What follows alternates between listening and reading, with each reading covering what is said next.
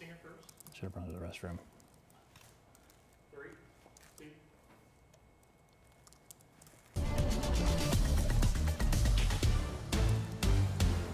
And good evening. I'm meteorologist Angela Buckman along with meteorologist Sean Ash and Rob Ellis. We've got several areas of concern right now as severe storms are moving into the western part of the state. Lafayette, south through the Greencastle area, and a tornado-warned storm that we're going to be concerned with the movement to the east across parts of Greene County, eventually perhaps toward the Bloomington area. So stick with us. We've got you covered here on WTHR Plus. We'll be bouncing back and forth on Channel 13 as well as needed, and most likely that will be needed specifically for that tornado-warned cell that is to the southwest of Bloomington. Severe thunderstorm warning for Marion County and surrounding communities. This includes those of you up toward the Fishers area, back into Hendricks County, into portions of Morgan County, and then into Johnson County. Severe thunderstorm warning until 7:15. Remember, we want to treat even these severe thunderstorm warnings as potentially tornado warnings. Even if they don't produce tornadoes, the amount of wind that's going to be generated with these storms has the potential to be destructive.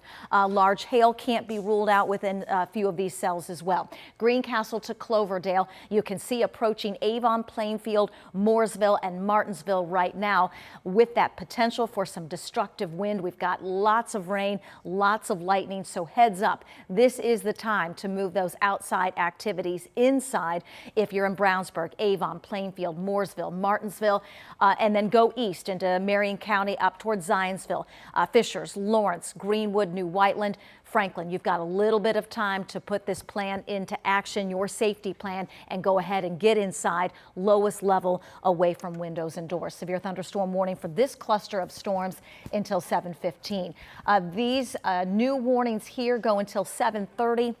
Because of the storms that are moving through Lafayette. Again, this cluster of storms does have a history of near 70-mile-per-hour winds as they move through Champaign, Illinois.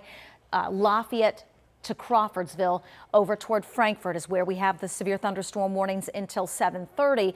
But really the roughest part of this cluster of storms is right over Lafayette and Tippecanoe County. Now I want to go south. Both Rob and Sean kind of diving in on this tornado-warned storm. It is over Sullivan right now and moving off to the east. I am going to put a track on it, but heads up Jasonville, Linton, moving out of Sullivan County into Greene County. If it would hold together, Worthington and Bloomfield would be down the path of this intense supercell storm that has a history of large hail and easy to see even just looking at the radar, not even going into the velocities and our shear detector and all of that. Easy to see the hook on this storm where it's rotating in and around the Sullivan area, and that is moving off to the east. I'm going to come out just a little bit before we do a track on this and show you down the road where we think this storm is going to go. Tornado-warned storm in Sullivan. If it continues on that east path, Bloomington, Bedford, in between these two areas would be in the path of this storm. And if it would hold together down the road, we're talking Nashville, Columbus, Seymour. We're giving you this early heads up because these storms are moving so quickly off to the east. This storm in particular is moving east. The area of severe storms approaching downtown Indianapolis moving more off to the east, northeast. There is the tornado warned cell. And again, we'll put a track on this. Is this one moving a little slower than the other clusters? East at 45. East at 45. Thank you very much, Rob. So we'll go close on this, and I'm not going to do the rotating part of the storm. If it is producing rotation and or a tornado, that's going to be near Sullivan. I'm going to kind of do the leading edge of this just to give you a little extra heads up, but moving east at 45 miles per hour. So we'll do a track on this and we're going to map this out. So we'll start kind of the leading edge of really the intense part of the storm that really has already made its way into Linton. East at 45. You can see where we're going here. Bloomington at 7:14. So we're talking about a half hour, 40 minutes at the most. So Bloomington, this is your heads up that you've got a significant storm just west of you, tornado warned storm, by the way, and IU and Lake Monroe. So think between 20 and 40 minutes at the most as And this Angela, storm that's tracks got, off to the east. I just got a report from that same cell, 1.75 inch hail, so that would be about the size of a golf ball. Okay, oh geez. So that's a sign of just how destructive this storm is, and it is moving into an environment. You can see it's kind of all alone, so it's moving into an environment that it will continue to support the intensity of this storm. So we anticipate additional warnings to come as this cell tracks off to the east. We'll get to Sean and Rob in just a second, but while we're here, Softball size hail at Sullivan Lake. okay, golf ball size hail. Softball. Softball, I'm so sorry, softball. Softball size hail at Sullivan Lake. So again, showing the intensity of this storm.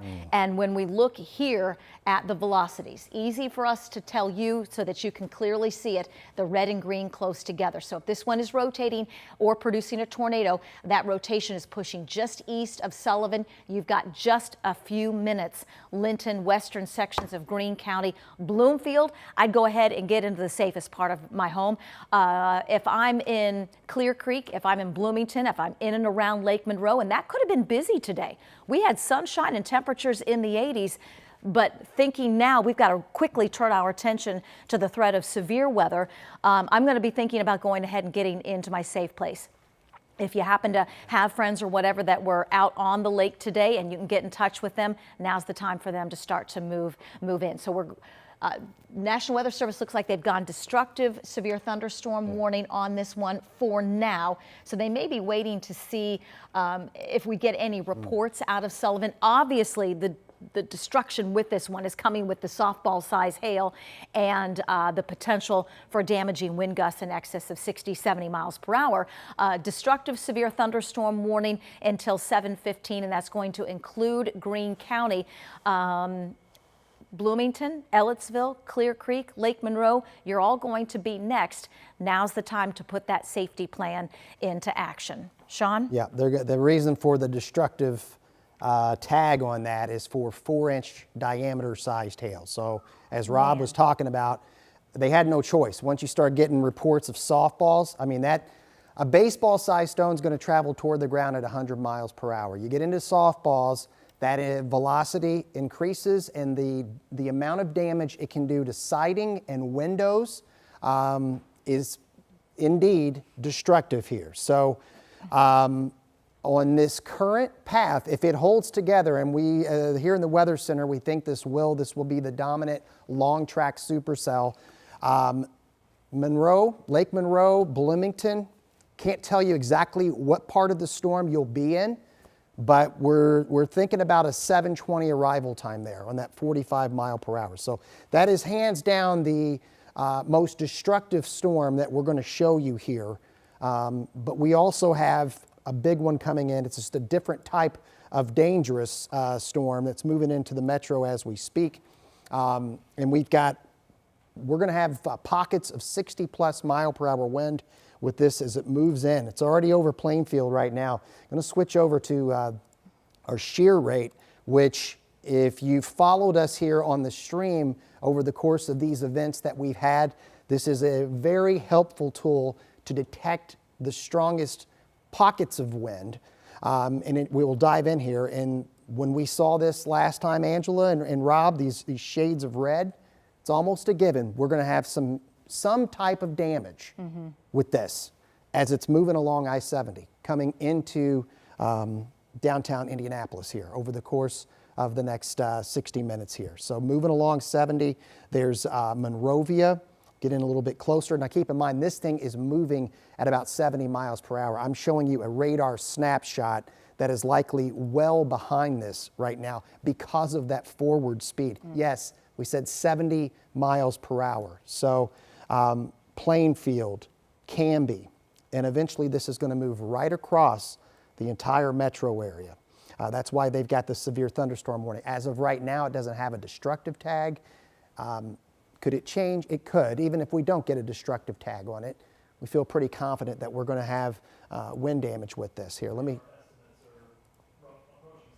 Yeah, so Rob's getting us radar estimates of about 60 miles per hour on this. I want to show you some of our cameras. We're going to start with the one here in Indianapolis.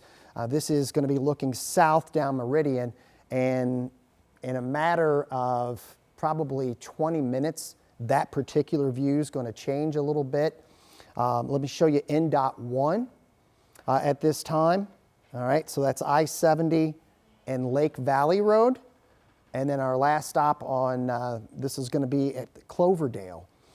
So we're going to continue to move these cameras around and try to position them such as you can get these different vantage points. But easily the strongest storm that we're dealing with right now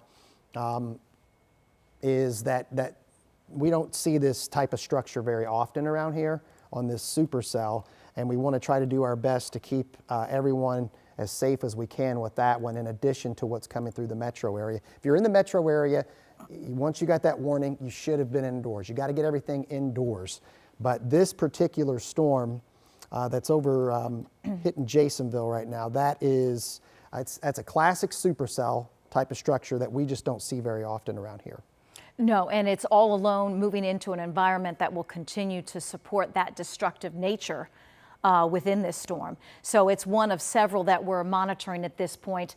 We'll kind of get you caught up on where we have storms, where we have the warnings, and actually some redevelopment now in the eastern sections of Illinois. It is going to be a very busy several hours for us. We do expect these to be gone by about 10 or 11 o'clock tonight. So they're going to move quickly from west to east in a matter of 2 to 3 hours and be out of here. Unfortunately, what's going to be left behind, we do anticipate some damage due to destructive winds, due to large hail, and unfortunately still the potential for some tornadoes. Let's start north where we still have severe thunderstorm warnings in effect, and these are new. If you were watching us over on 13 at 6, these are new severe thunderstorm warnings, and they will include Carroll County into Clinton County, back through Tippecanoe, south into Boone, into Montgomery County until 7:30. So severe thunderstorm warning here for several communities because of this area of storms. Really intense over Lafayette right now, crossing Interstate 65, and the leading edge is now making its way in between Flora and Frankfort. So heads up, Flora, Frankfort, even the Lebanon area. Heavy rain moving in, lots of lightning with these storms. We know it was plenty warm today, and a good part of the day was dry to enjoy the sunshine, enjoy the summer-like warmth. Unfortunately, the weather pattern is turning stormy right now as expected, and the threat of severe weather will continue.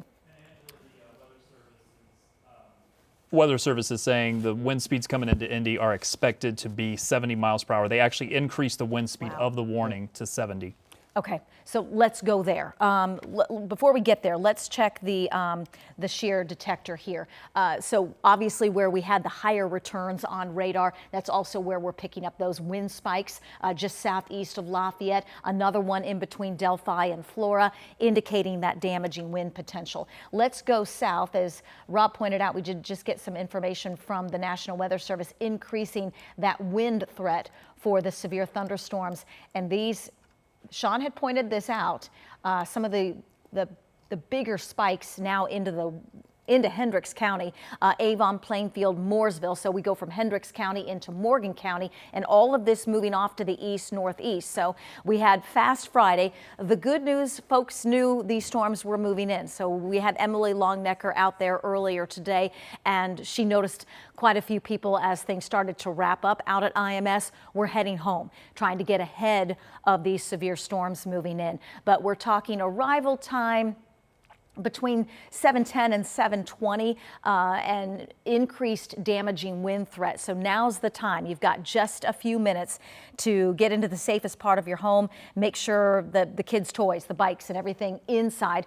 You don't have time The storms are on top of you now. Avon, Plainfield, Mooresville, but you have just a few minutes if you're in Indianapolis or points east as this cluster of storms quickly moves off to the north and east. Again, as Rob pointed out, new information, National Weather Service upping that wind damage threat to perhaps 70 miles per hour. And if we get some of those stronger winds, oftentimes those are racing out in advance of the heavy rain. So don't wait for it to start raining to get into the safe place, to get things cleaned up. Now is your time because these storms oftentimes have very destructive winds in advance.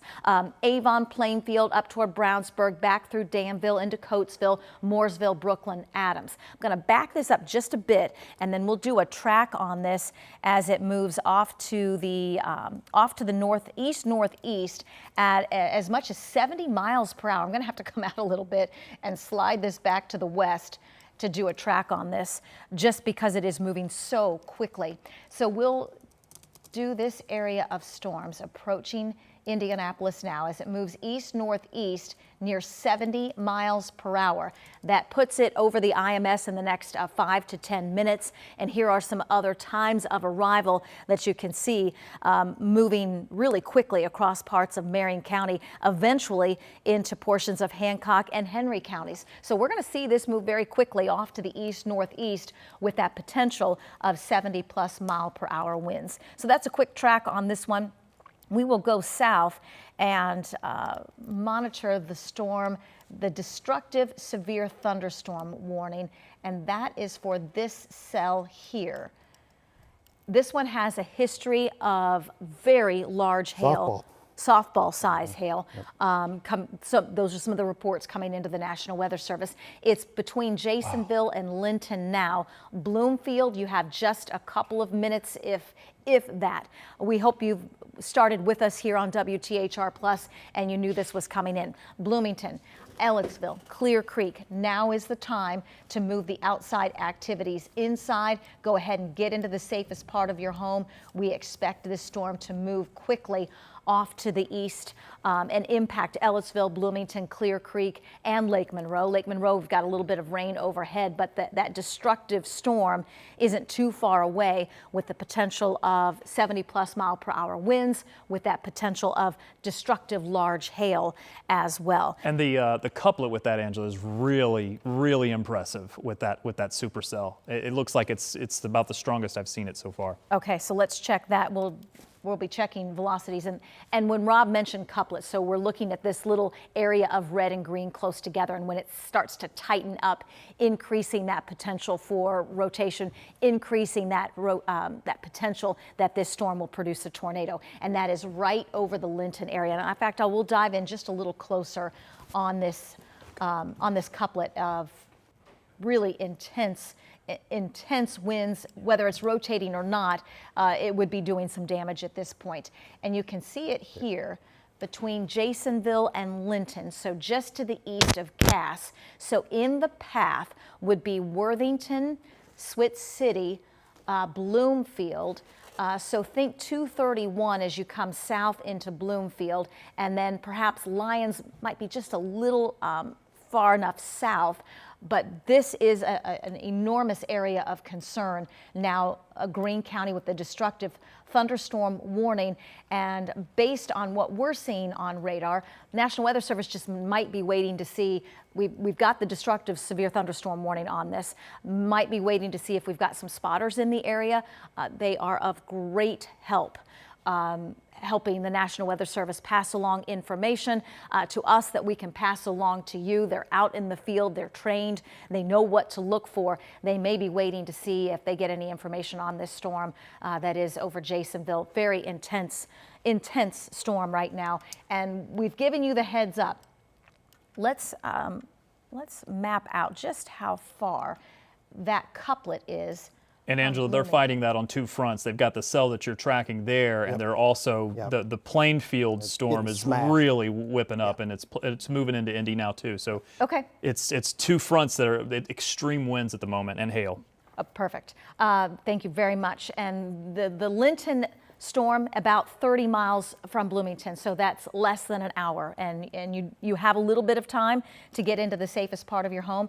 Let's go north. Rob and Sean pointing out this area here over Plainfield.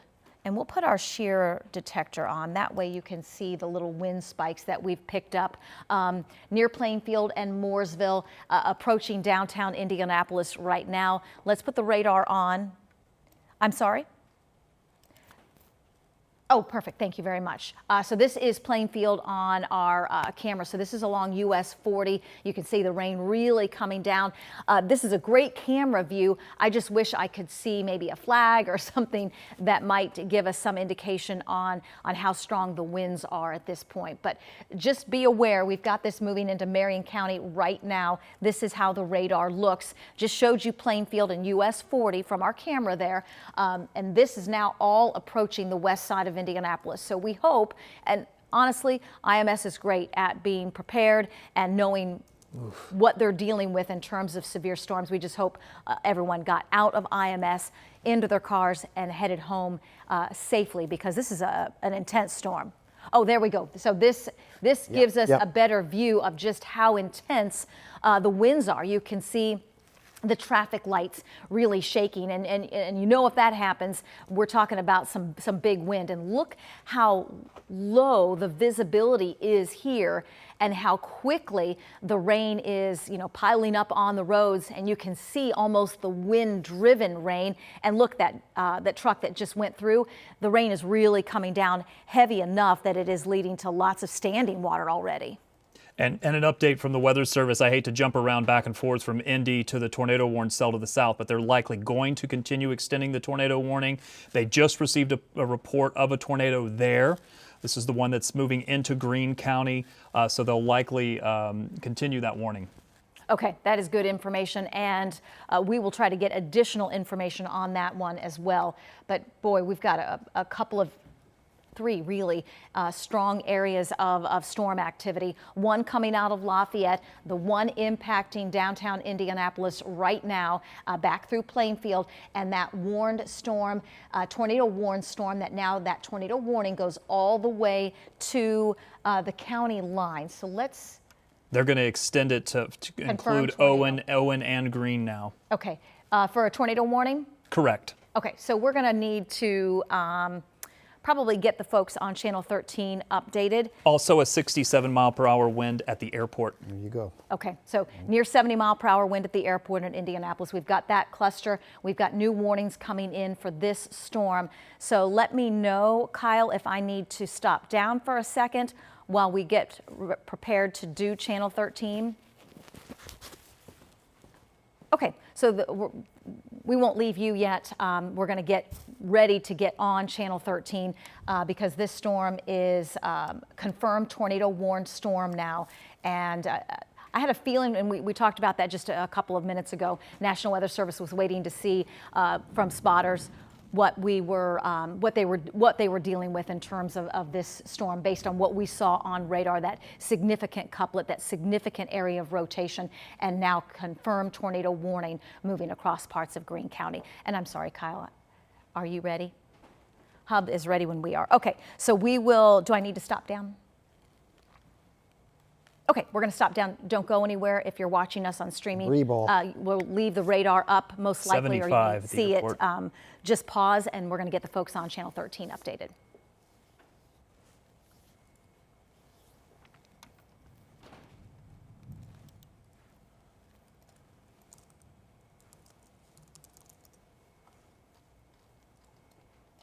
Oof.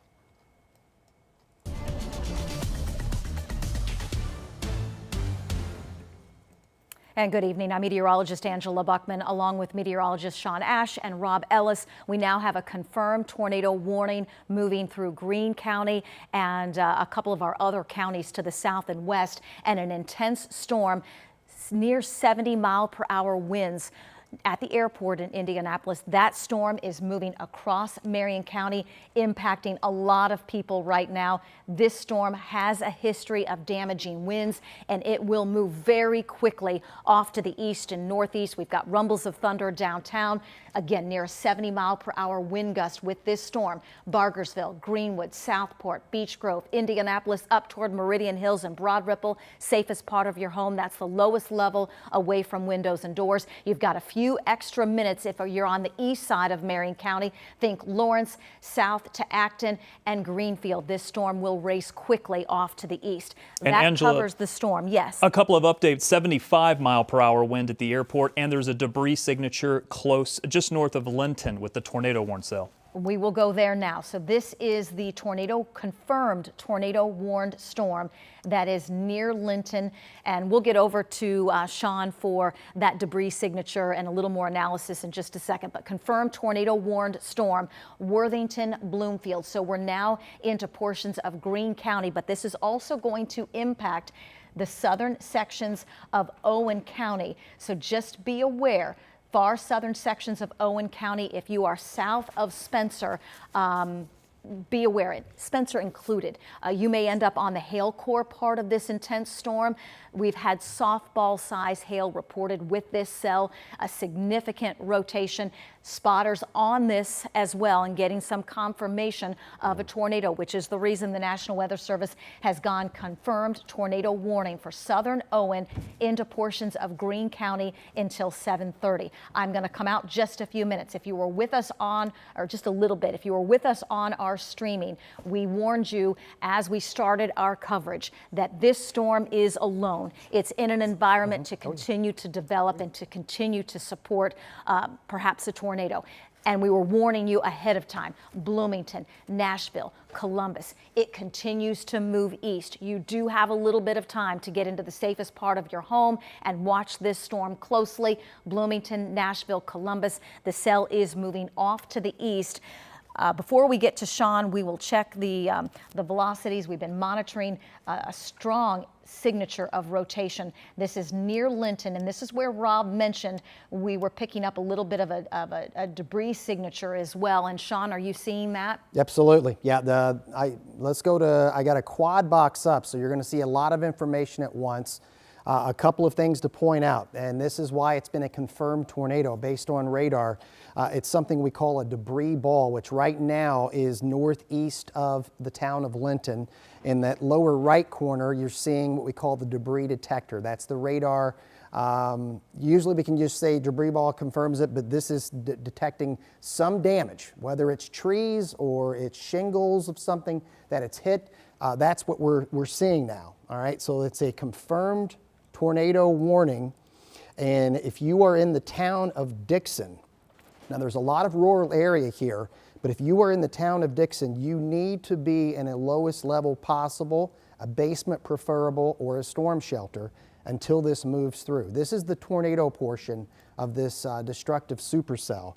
And as of right now, it is moving right toward Dixon. So they've upped the downtown storm. A lot of people's cell phones, I'm sure, are going off. Looks like they've upped it to an 80. Yeah, a destructive. Not a surprise. So we've got it's a multifaceted deal here. We've got the tornado warning, and now, as Rob mentioned, and let's get back closer to the metro area. Let me get the quad boxes off here.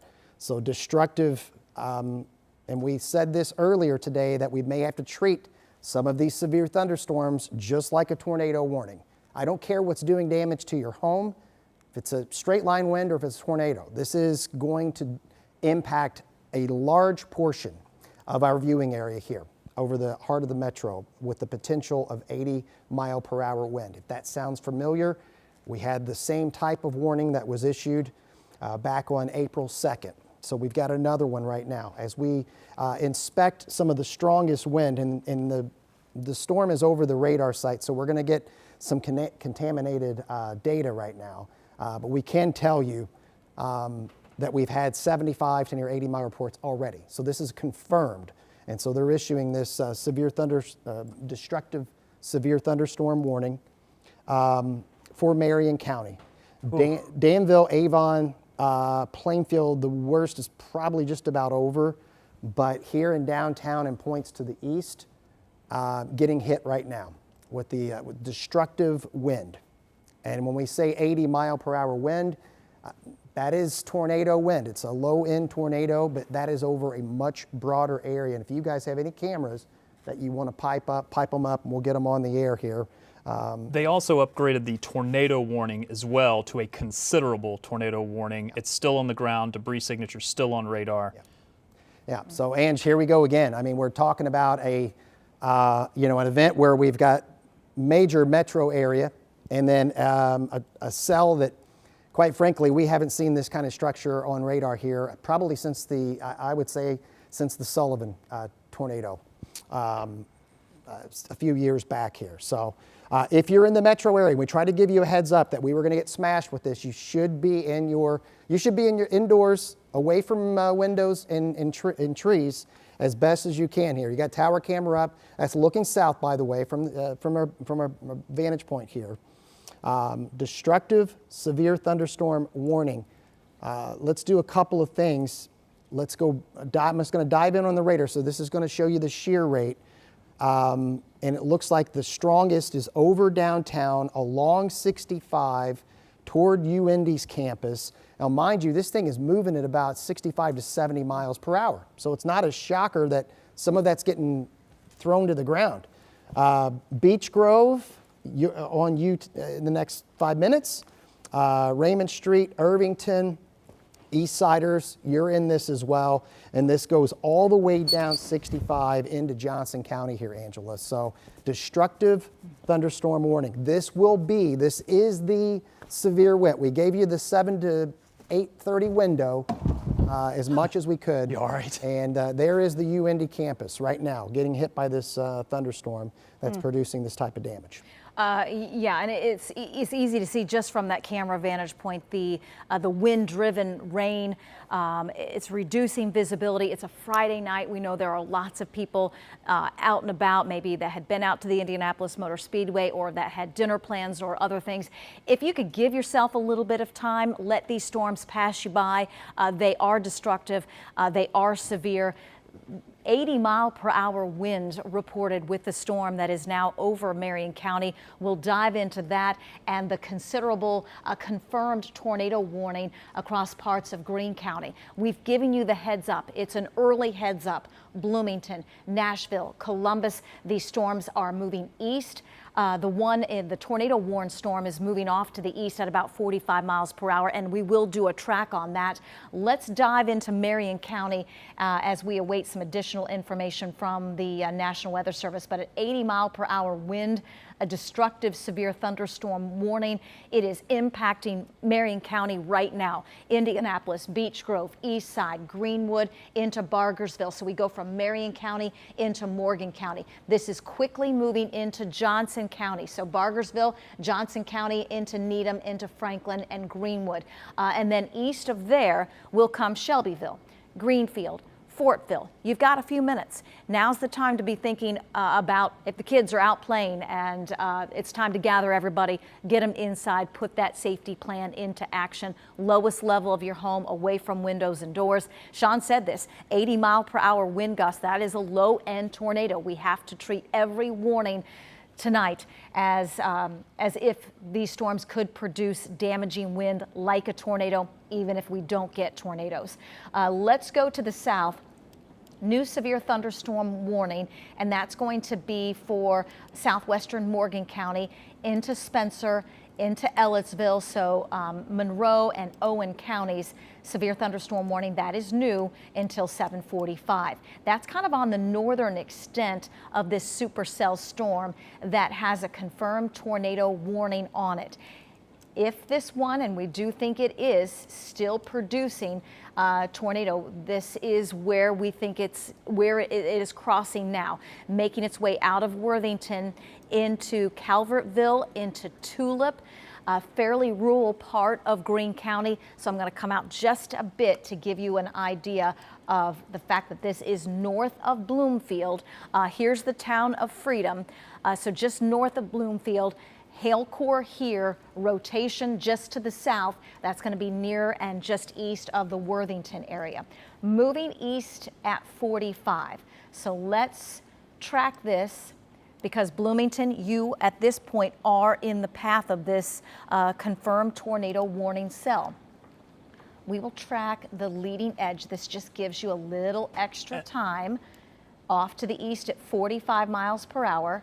A new golf ball size hail with the near Worthington. Near Worthington. Okay, Yep. so we were just there with radar in Greene County near Worthington, and now getting report of golf ball size hail. So here's some times of arrival. It's basically into Ellettsville now. It'll be into Bloomington by about 7:20. So we've got 10-15 minutes at the most. You don't want to wait until this time of arrival. Bloomington, or Martinsville for that matter, or Columbus. This is the time to be thinking about getting into the safe part of your home, lowest level away from windows and doors. I'm sorry, what was that? Greenwood. Okay. Yeah. This and is Angela, Greenwood. Okay, so you can see obviously the reduced visibility here. Camera shaking with all the wind, Rob. one of the things that the Weather Service was talking about was the Greenwood area and New Whiteland area. They're saying that the primary threat there is going to be damaging winds. No significant rotation yet, but they're monitoring some of the trends there in Johnson County. Okay, and that's a live view, 65 in County Line Road. Boy, you hate to see these many people out and about. I know it's a Friday night. It was a great day in terms of weather most of the day, but now unfortunately we are dealing with the potential of destructive thunderstorms and tornadoes. I do have a new warning for you as well. This is going to include area near Bedford, Seymour, and Columbus because of a couple of cells here. Severe thunderstorm warning until 7:45. We have to watch these individual storms. When they're away from the line, sometimes they can grow and intensify on their own in an environment that supports rotation and supports tornadoes. For now, severe thunderstorm warning. And Columbus, it's for the one to your south and another one to your southwest, but you also have to be on the lookout for that tornado warned storm, confirmed tornado warned storm that is moving through parts of Greene County right now. So that's kind of the overall view. We're also monitoring some additional development behind what we're seeing now. There are a couple of new tornado warnings in the eastern sections of Illinois. So yes, these are moving quickly. We expect what's in Indianapolis now to clear Marion County in the next 15-20 minutes. However, we're not completely done. That threat of storms will continue thinking now until 9 or 10 o'clock for most of central Indiana. Let's dive in deep, and then we'll get back over to Sean in just a second. This is the intensity of the storm with radar from east side of Indianapolis to Beech Grove, Southport to Greenwood, so moving south into Johnson County and Bargersville as well.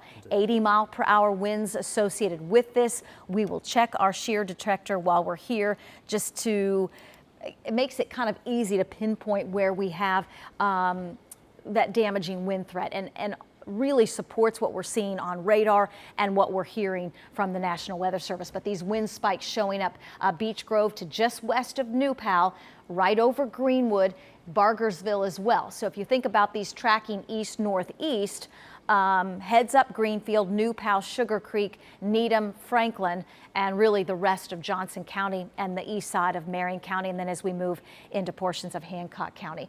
Let's go south of this location and show you, obviously that tornado warned storm is picking up some of the highest shear in terms of these wind spikes showing up, and it's right over Worthington, moving east to just south of Freedom. So this is crossing 231 in Greene County basically right now. Let's put the radar back on.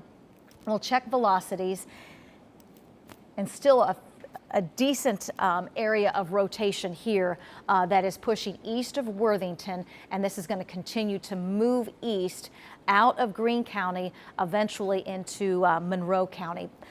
Let's put the radar back on. This one has a history of softball size hail, by the way, and a confirmation on that tornado, and obviously still you can see it here. It's this area where we have the hook, where if this storm is still producing a tornado, that's where it's going to be, moving just east of Worthington, now across the eastern sections of Greene County. And who's next? Bloomington, Clear Creek, perhaps Ellettsville into the hail core, and Lake Monroe. Very intense storm at this point in terms of how it looks on radar, and really an active radar from what we've got near Lafayette approaching Kokomo and into Marion to what we have in Indianapolis. New warnings now, not surprising here. They did go severe thunderstorm warning for what is in Indianapolis now, moving east, but we had already given you the heads up. Greenfield, Knightstown, Shelbyville, Rushville. Oftentimes we see the strong winds just in advance of some of the heavier rain. So now's the time to get into the safest part of your home, away from windows and doors. You're in Hancock County, south into Rush County, into Shelby County. New warning for you until 7:45 because of this destructive storm that, by the way, has a history of 80-mile-per-hour winds. This is how it looks. 465, we're on the east side, I-74, and really the camera is shaking in all of the wind. And we can clearly see too the rain coming down so heavy, it's ponding there off the side of the road and will be obviously causing some slowdowns just because of the amount of rain and the reduced visibility. Sean, I know you were tracking that one in Greene County. How's it looking now? Yeah, I mean, we're not seeing as much of a tornadic debris signature. It is still from a radar perspective, again, we don't see them like this very often. That hail core is over Farmers, heading toward Freeman, and we've been trying to give you as much warning as possible in Monroe County. It's going to be there before 8 o'clock in some sort of fashion. There's nothing south of it that would suggest to me is going to impact the inflow into the storm, okay? South of Worthington. So south of Worthington, that'd probably be southeast of Worthington. Let's do our debris tracker. So in that area, I'll circle it. There's nothing at all to slow this storm down. There's nothing to block the inflow. So this is going to continue. And because of that, let's put a track on this as it moves into Monroe County before the top of the hour. Rob, you still got a 45 movement on that? Stand by. Even if you don't get a tornado out of this in Monroe County, the likelihood that you're going to get destructive hail, in my opinion, seems to be rather high. The hail core is north of the rotation on the supercell. Hendricksville, Whitehall, Bloomington perhaps in the hail core before 8 o'clock. Now the rotating and the tornado is going to come in this area right here. East at 40. East at 40. All right, so I'm going to incorporate the hail core into the track, east to slightly northeast. And that, again, IU's campus, likely before, somewhere in the 7:40 time frame. Bloomington, same there. Lake Lemon, just a little bit before 8 p.m. So you need to be, there's no immediate threat right now in downtown Bloomington, IU's campus, but you need to be in your safe shelter until we can give you the clear. We're likely going to get an expansion of the tornado warning here very soon. And this is one of several significant storms that we are doing our best. You can see we've got cells that are near Bedford and Columbus, and then of course what just blasted through. It's as quiet as it gets here in our studio. No more than 5 minutes ago we were in the heavy rain and strong wind. That's now on the east side of Marion County. So New Powell, Greenfield, up into Fortville, you're now in the path of this with a storm that's produced near 80 mile per hour wind. And that's measured. So strongest in terms of radar right now is on the southeast side. So we're talking just east of I-65, heading towards Sugar Creek. There's Bogstown, and we work southward here. I want to double check real quickly before I get it back to you, Angela. to make sure we don't have any rotation. But keep in mind, I mean, we're talking about a long line of severe wind. We're just trying to find if there's going to be anything in terms of stronger rotation that, and I'm not seeing anything right now, but we'll keep an eye out there near Franklin. And how about the ones those individual storms? Yes, those two. So in between Bedford and Seymour and the one south of Columbus. Yeah. Yeah.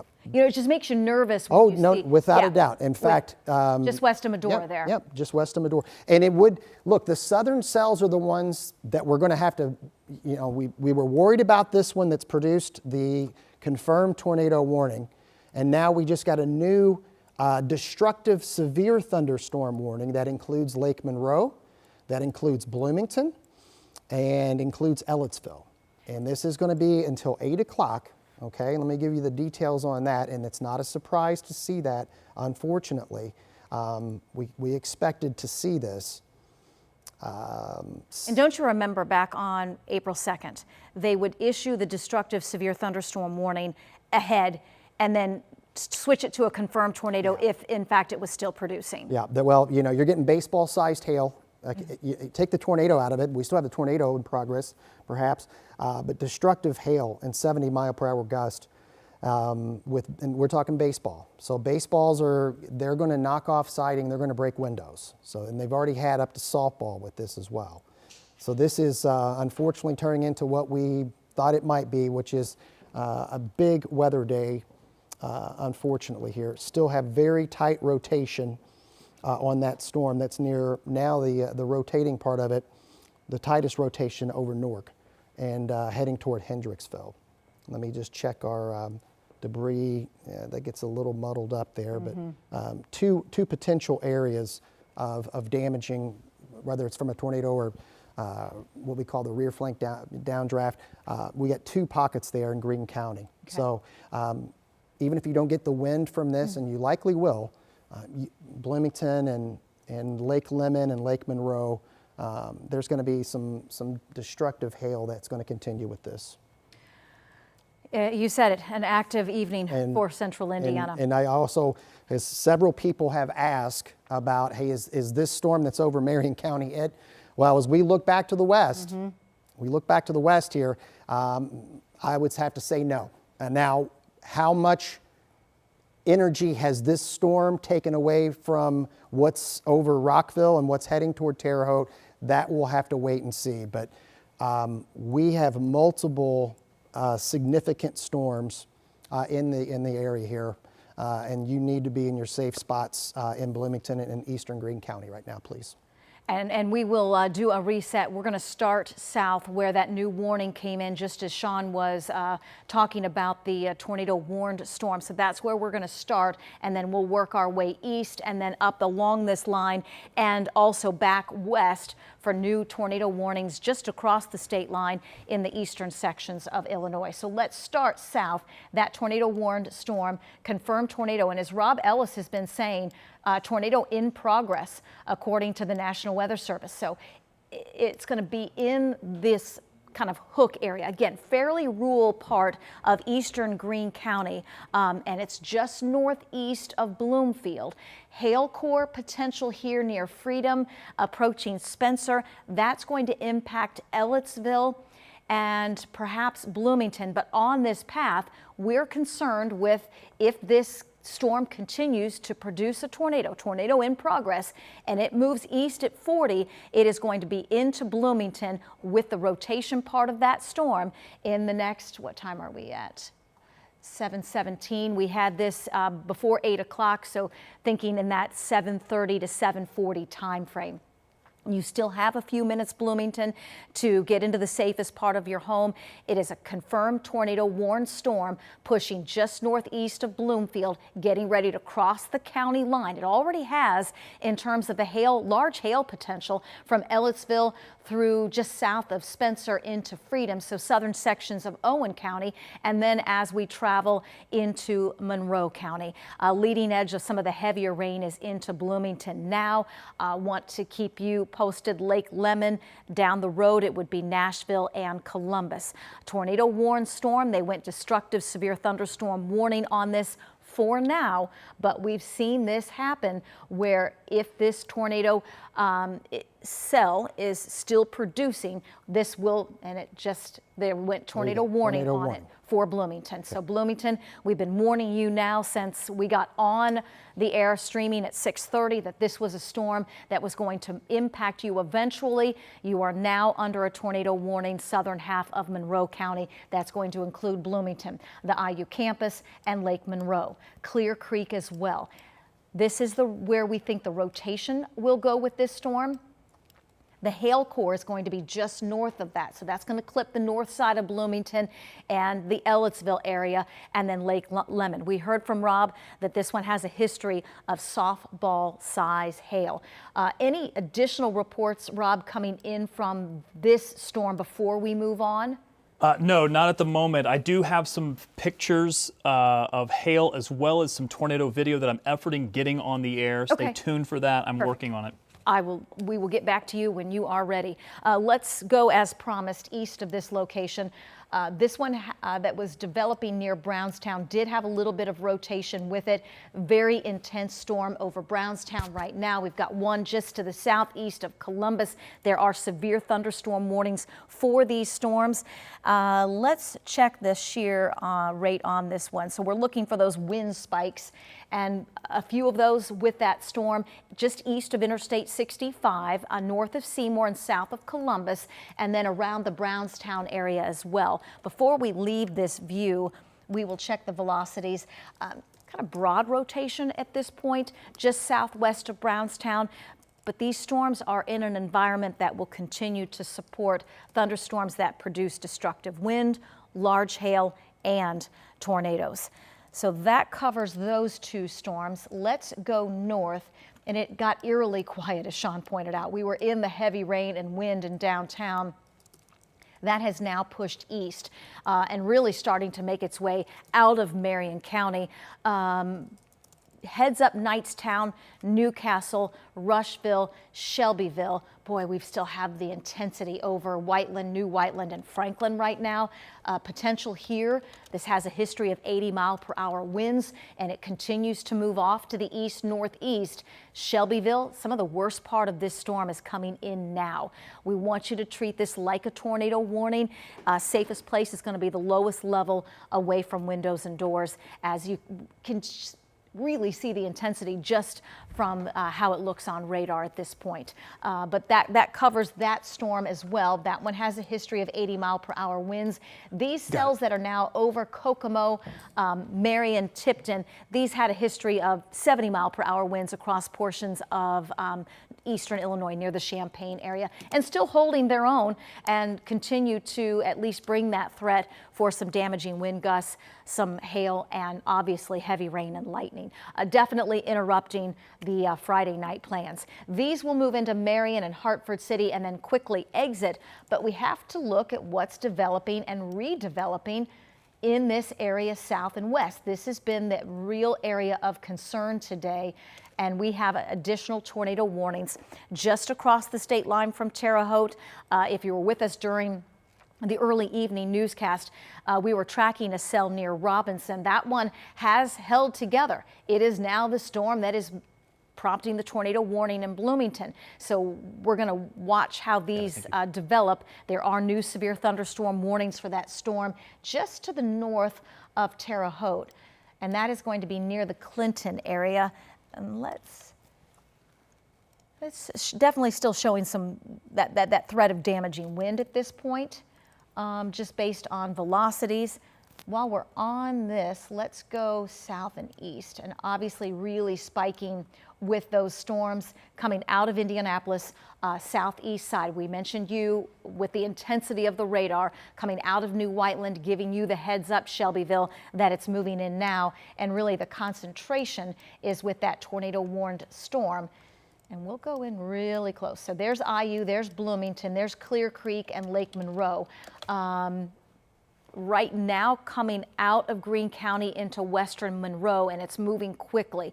Whitehall into Kirby, into the Bloomington campus of IU, into downtown Bloomington. and Lake Monroe as well. If there is hail with this, and it has had a history of large hail, that hail core is going to be just on the north side of the rotation, and it's going to be in this area moving into Ellettsville right now, and that can be just as destructive, just in a different way. The storm will move across Monroe County, and then eventually, if it holds together, we're talking about Nashville and Columbus down the road. So if we can give you any sort of early heads up, Nashville and Columbus, this is the storm that's approaching Bloomington right now that does have a history of producing a tornado, does have a history of softball size hail. And in addition to that, the rotation is near Hendricksville. It's about 15 minutes away from downtown Bloomington. Also just got a report out of Frankton of 83 miles per hour. Wow. So this is a little reminiscent of what we had to deal with on April 2nd. Bloomington, anywhere in Monroe County, Hendricksville, all of Monroe County, you should be in your safe locations until we can give you the all clear. This warning technically goes until 7:45. It's looking to me like the rotating part of this is going to be over downtown Bloomington. Right now it's radar indicated rotation.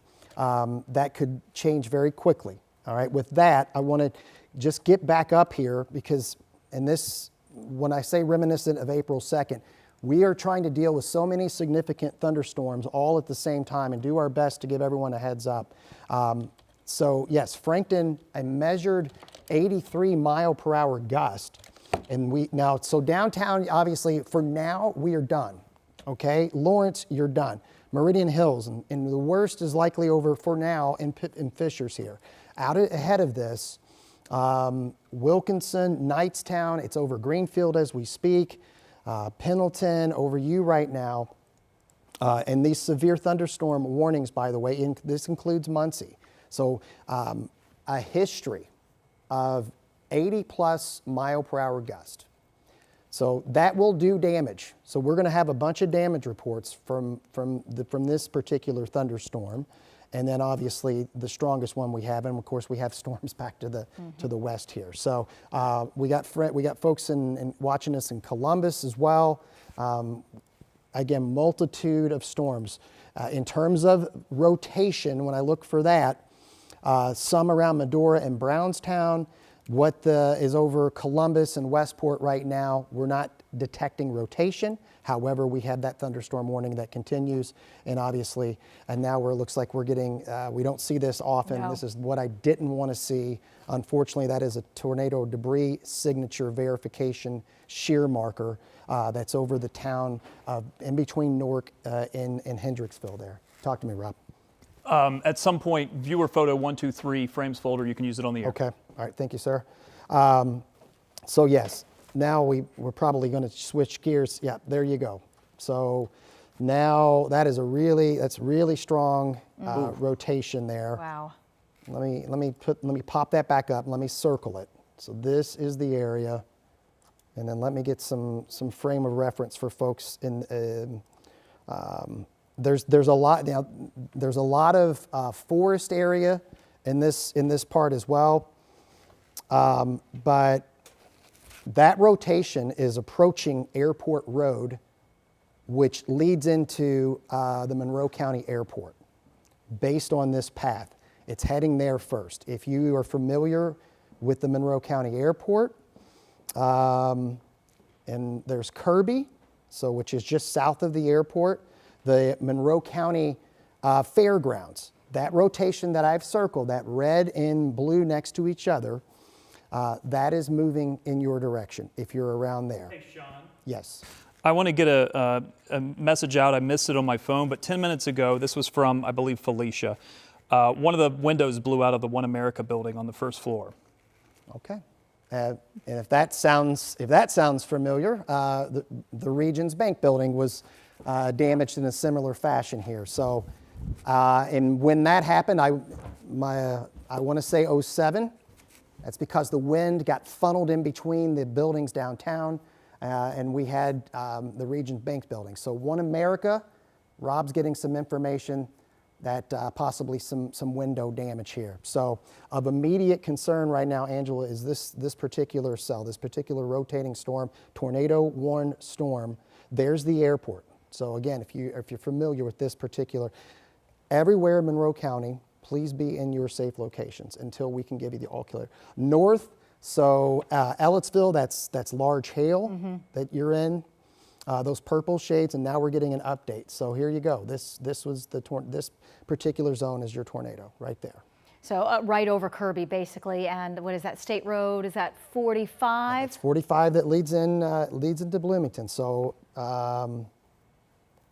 we're talking again. I'm trying to get some markers here. There's Bloom Studio Gardens. There's Small Job Pros. There's Frantz Building Services on 45. There's the Indian Cultural Center of Bloomington, trying to get some landmarks to get people an idea. That to me, and we got to try to back it up with other data here, but that's your rotation. So going to come up 45. So all this area, Kirby, there's 69. Hey, desk, if you've got your ears open, I know there's a couple of NDOT cameras, and Rob might be able to help us out. We've got a couple of those NDOTs around Bloomington. Rob's going to help us out. There's with one.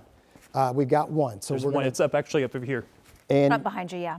And actually, I'm gonna pop this on. This is the IU live web camera. They also have another box. Okay, so we're going to be looking at this rather closely as this tornado warned storm approaches Bloomington here. So that's from the campus of Bloomington. And then our other vantage point is going to be the NDOT cameras as well. So tornado warning, large hail. And I'm sorry, Rob, what NDOT did you have me on that, my friend? The Bloomington one, I believe, is on NDOT 1. NDOT 1, okay. So this is Maybe different in the system. Yeah, there you go. So those are the two cameras that over the next 15 minutes will change in some way here, and we'll see how that's going to be. Yes. But that's the latest, Ange, from my vantage point. Yeah, and definitely yell at me if you see something on those cameras. We'll do a reset. This is live Doppler 13 radar. We've got continuing coverage here on Channel 13 and WTHR Plus of severe storms. Not a surprise. They're upgrading that to confirmed, I believe, Angela. Excellent. Thank you very much, Rob. And yes, so we're going to see this box eventually turn purple. Meteorologist Rob Ellis monitoring all of the information coming in from the National Weather Service, monitoring all of the updates. And Ashley, if you can hear me, if Scott has anything at any point that he wants to come in and share as we start to gather storm reports, make sure he knows that he is welcome to come in, because our viewers are going to want to know what we're dealing with in terms of some of the damage that's been left behind. There is the tornado warned storm. It is there's the debris ball right here. That's it. So I'll circle that for you while we're here. I'm just going to highlight it here with the cursor. It is approaching Clear Creek right now. So Clear Creek, Bloomington will come out just a little bit. So Sean said that's the debris ball. So the radar is picking up not only rain or hail coming down, but picking up what that tornado might be throwing back up in the atmosphere. And when we see that, that is a confirmation for us. And this is approaching Clear Creek and Bloomington. Here is Interstate 69. It'll be crossing Interstate 69 within the next couple of minutes. And that is a strong signature of a tornado at this point that is just now approaching. It's going to take it really close to the Monroe Hospital. Okay. Along Fullerton Pike, which is right next to 69. If you're familiar with that area in Monroe County, that's what we're looking at. There's Leonard Springs Road. There's State Road 45. This is going to take it very close to the hospital there, and as it moves east. Then you start talking to, once it crosses over 69, if this debris ball crosses over 69, even before it gets there, it's going to start hitting, unfortunately, some more populated areas versus forest. So there is a lot more homes in its path right now, and that's worrisome. until we can say, hey, but yeah, that really worries me, where it is and where it's moving into. It's crossing 37 on the south side of Bloomington within a minute or two. Okay. Okay, yep. So there you have it. You got to be in your safe location, hopefully with all the advanced warning that the Weather Service, and we were able to give to the folks there, Rob and Angela, that they're going to be able to get into their safe locations with this. Yeah, hopefully they didn't wait until now. Our coverage started on WTHR Plus at 6:30 because of this tornado-warned storm in the southwestern part of the state, and it has held together. Sean talked about advanced warning, advanced notice. We're going to give you that north side of Lake Monroe into Brown County, so think just south of Nashville. I know you've got a couple of intense storms already, but we have another one confirmed at times tornado-warned storm that's going to make its way off to the east. Nashville, eventually down the road Columbus. So now's the time to be thinking about your safety plan, where you go in the event of a tornado warning because of the intensity of this tornado-warned storm, and we've had some confirmation on this already. Tornado's been spotted near Monroe County Airport. Yep. Okay, right where you, Yep. right where the was two of you said it was going to be. So tornado being spotted here near the airport, near Bloomington. This is the IU campus just north of downtown Bloomington. You're in the Hail Corps, Ellettsville, that threat into Lake Lemon. The tornado part of this storm right over Clear Creek right now, the debris ball, and moving off to the east, and it will clip the northern sections of Lake Monroe and then continue on its path to the east. Let's go east. Columbus, we've been mentioning you for that tornado-warned storm, but we've got clusters of storms impacting southern sections of Brown County. Strong storm, severe storm, and actually that is now a tornado-warned storm over Seymour. So that was the rotation we were monitoring. That was near Medora and Brownstown. This is now a new tornado warning, and that is going to be for Jennings County and parts of Jackson counties. This is going to go until 8:15, so we've got a new tornado warning for this storm over Seymour. North Vernon and Lovett will be in the path of that one. This is a storm that we were eyeing because it developed by itself. And these supercell storms that have developed alone in this environment have produced tornadoes. Let's check the velocities on this quickly. And still showing that rotation, that is going to be just south of Seymour. There it gives you a little closer view of, so there's Seymour and Highway 50. So it's just south of there. Around Chestnut Ridge. This will continue to move off to they're moving this one off to the north and east, and just to the south of Seymour and just south of Highway 50. So that one does show rotation. There is the tornado-warned storm, and this is going to cross. There's going to, I'm trying to confirm, but I believe there's going to be another tornado warning that's going to be issued here north of that one. North of that one? I think so, yes. Yes, Let me there confirm. it is. Perfect. Thank you so much. So this is going to be for the southern sections of Decatur This County. is going to be Brown, Shelby, and Bartholomew. It's the northern couplet from there. Aha. Okay, so now in this area, Rob, we've got 3 tornado warnings. Yep. Seymour, just south of Greensburg, and then Columbus. So they're giving you not necessarily the tornado-warned storm that's in Bloomington now, but additional cells that have developed. And we were eyeing these storms as they developed kind of alone and in an area that would support intensification and support rotation. We've got that area of rotation south of Seymour. We've got another one, Columbus, just to your southwest. That is separate from the tornado-warned storm that's in Bloomington. But you can see a little bit of a hook here. Let's dive into that one in parts of Brown County. So that's new tornado-warned storm in Brown County, just south of Nashville. Again, not the one we've been tracking, but this is a new one. That is south of Nashville. So if this one has rotation with it, it's near Pikes Peak, just north of Spurgeon's Corner, so fairly rural part of the southern sections of Brown County, but on its path to the north and east would impact Columbus. very similar to the other supercell structures that we've been talking about and analyzing tonight. Rotation, and then on the north side, a hail core. And when we see this dark purple or black show up on radar, that indicates large hail potential with these storms, in addition to that tornado potential. The other one rotating is near Westport, so that's south of Greensburg, impacting the southern sections of Decatur County, and then the other one just to the south and east of Seymour. If this one has rotation with it, that is near 31 and near Interstate 65, and crossing those two major roads and moving off Angela, to the east. Yes. Want to pass along a spotter report. Tornado is confirmed at State Road 45 and I-69. This is in Monroe County. This is the Bloomington, south of Bloomington one. And also there is a report of a house that's been struck by lightning and smoke is visible, in addition to a tree down on a vehicle, this one in Hendricks County. So all these damage reports are now starting to come in, but I don't want to take away from the imminent threat of the tornado. No, our viewers definitely appreciate that, because if you are in advance of any of these storms, now you know why we're on the air, why we are warning you and making sure that you are in the safest part of your home. Lightning is a threat with fires, trees coming down. We just have to be aware. We're at 7:40.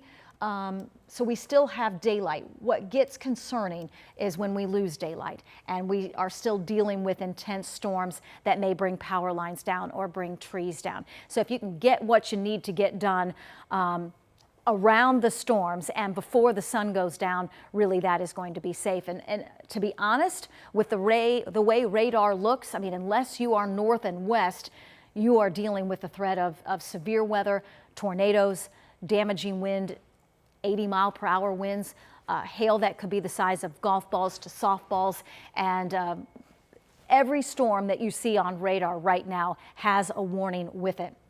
So I think what's best is we're going to start with, these are severe thunderstorm warnings, but we're monitoring the storms coming out of eastern Illinois. This is a redevelopment behind the main area. But I think it's best if we start with a couple of the tornado warnings, and then we'll go north and east and then back west, and then we'll check back in with Rob and Sean. Let's dive into that Bloomington storm. So don't want to ignore you. Brooklyn, Adams, Martinsville. So Morgan County here, heavy rain, potential of some destructive winds with these storms. Once we get south and closer to the tornado part of this storm, we've got large hail potential on the north side. That's coming out of Ellettsville, impacting Lake Lemon right now. The debris ball with this is now, as we said, clipping the north side of Lake Monroe. You can see it here. With the cursor, it's just east of Clear Creek, near and just south of the Bloomington IU campus. Let's go east. If this one has rotation with it, it is in a fairly rural part of Brown County. Hail core on the northeast side. That hail core is getting really close to the west side of Columbus, so we're going to have to watch the movement of this one closely. Columbus, Nashville, you are under a tornado warning. Safest part of your home is the lowest level away from windows and doors. We have two additional tornado warned storms. Rotation with this one has been southeast of Seymour, and we've got another area of rotation in and around the Westport area. Before I leave this location, we will check the velocities. It honestly is one of the easier ways for us to show you where these are rotating, and it still looks to be southeast of Seymour. And then the one that is in Brown County, not quite, still looks impressive in terms of that damaging wind threat. Whether or not we have the tight rotation at this point, seeing a little bit of that, and then just to the east there into Westport. So these are all tornado warned storms.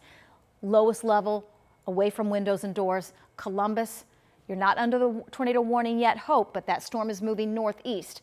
Greensburg, that tornado warned storm just to your south. Seymour and North Vernon. So that covers the southeastern sections of our viewing area and those tornado warned storms. Let's go north of this location This is the cluster of storms that produced 80-mile-per-hour winds as it moved through Marion County. It is now near Marion, Muncie, Newcastle. Weakening perhaps just a bit, but boy, that damaging wind threat is still in play if you are in Newcastle, Richmond, Connorsville, and especially in between Shelbyville and Rushville. So the intensity here with the storm that is just east and northeast of I-74 headed into Rushville and Knightstown, please treat this one perhaps as a tornado warning just because of the intensity. This one does have a history of 80-mile-per-hour winds and some damage across parts of Marion County. Severe thunderstorm warnings, they have gone severe thunderstorm warnings. These are new ones for Greencastle back through Brazil, and a new tornado warning for the storm, tornado warned confirmed storm that is now pushing just east of Bloomington and approaching Nashville. And then that other area of rotation that is now just east of Nashville. It is quite the cluster of supercells down there, Sean. Yeah, it really is. So we're still going with a confirmed tornado right now, crossing State Road 44. You mentioned the northern banks of Lake Monroe. There's a lot of rural area here, but we also have some homes that are tucked in along these roads that lead to the lake. There's Night Ridge Road and 446 here. So again, you can see a lot of the forests, but within them there's homes, and we're just getting an update. So this is definitely crossing those northern banks of Lake Monroe here. And by all accounts, this is still the same tornado that moved through Clear Creek. I assume we'll start to get more and more reports of some damage caused by this. The threat for destructive hail and the threat for tornado is over for Bloomington, for IU's campus. That is now east of you, at least right now. We still have some other storms behind you. The hail core now is going to be cutting into Brown County. So if you're in Nashville, you're going to get some large hail out of this. It's this right here is what we're going to be concerned about, where we know we've got a tornado that's in progress here. Now, in advance of it, if there's any good news, there's less and less homes once it gets to the east of the lake there. There's a lot of forest area, and let's hope it can stay over that and eventually dissipate. Just another remarkable night for us in the terms of how many separate warnings, types of warnings, and the overall coverage. And today kind of played out, unfortunately, how I had envisioned here, and because of that, multiple tornado warnings. So we mentioned the one in Bloomington, and then let me just show you some of the other warnings that we have. Columbus, you're still technically in this tornado warning that goes until 8:15 in terms of rotation as we look around here. South of Sweetwater Lake is an area there. Those are not confirmed at this point in time. That does not mean that we could not get a tornado quickly. Westport also in an area of potential rotation there. Seymour, the worst is to your east. So we're trying to give as many folks the all clear that we can for right now. And then as we expand and look back to the west, all right, we still have, unfortunately, let me put the lightning on just to see. So we still have additional thunderstorms. These are severe, they're prompting warnings. They're going to encounter an atmosphere that's been worked over a little bit. We'll see how much impact they're going to have on the Indy metro area. But as of right now, it's these southern storms that are causing the most problem. You can see the additional thunderstorm warnings. And actually, there's a little hook there. Let me take the lightning off of that. There's a radar hook. Not far from Shelbyville. Mm-hmm.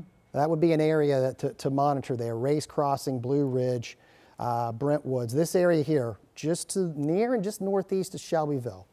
I would treat that like a tornado warning right now until that can get to your east here. But still just a very active and damaging evening across central Indiana. There is the right over Night Ridge Road. So we're getting the update.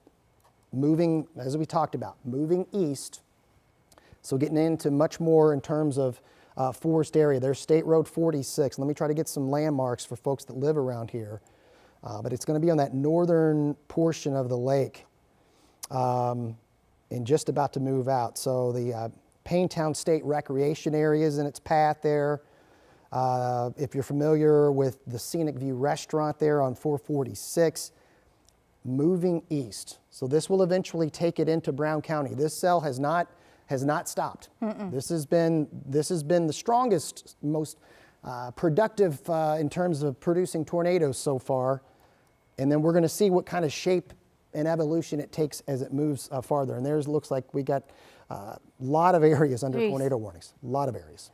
And yeah, basically, if you're from Bloomington to Nashville to Columbus, North Vernon to just south of Greensburg, these are all tornado warnings. And I just had just a second to check some of my social media.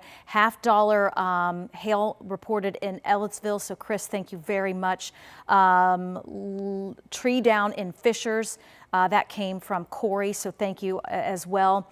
And just some of the videos and some of the hail reports about the size, a little bigger than the size of a quarter, so nearing $50 from New Whiteland from the storms earlier. And I can tell you, Rob passed along that information from Felicia, and she was reporting that windows blew at One America building on the first floor. That came in at about 7:19, so about a half hour ago as that intense storm was moving through. She was downtown for an event this evening along with some of our colleagues, so we expect to get perhaps some additional information. Let's do a reset because I've got another tornado warning. So we're going to start west and we'll cover this area of tornado warned storms, and then we'll go north because, as Sean mentioned, we're still monitoring a significant storm in Shelby County. But this is a new tornado warning. This is going to be for the area just south of Terre Haute. This area was hit by the tornado warned storm that we're dealing with now that is east of Bloomington. So new tornado warning. This is going to be for parts of Sullivan and Vigo counties until 8:30. So it's just southern Vigo into portions of Sullivan counties. New tornado warning for this storm that is approaching Prairie Creek and Fairbanks right now. Little bit of a break for you, Ellettsville, Bloomington, Clear Creek, to perhaps assess some damage if we're seeing that. And just remember, any downed power line you need to treat as a live line until you are sure by a professional that it is not. We may have trees and power lines down in these areas that have been hit by these destructive storms producing tornadoes. So that's just a good reminder to treat every line that's down as live until you know for sure that it's not. Tornado warned storm. It's been a consistent debris ball that had moved right over Clear Creek, northern sections of Lake Monroe, and now it is approaching Nashville.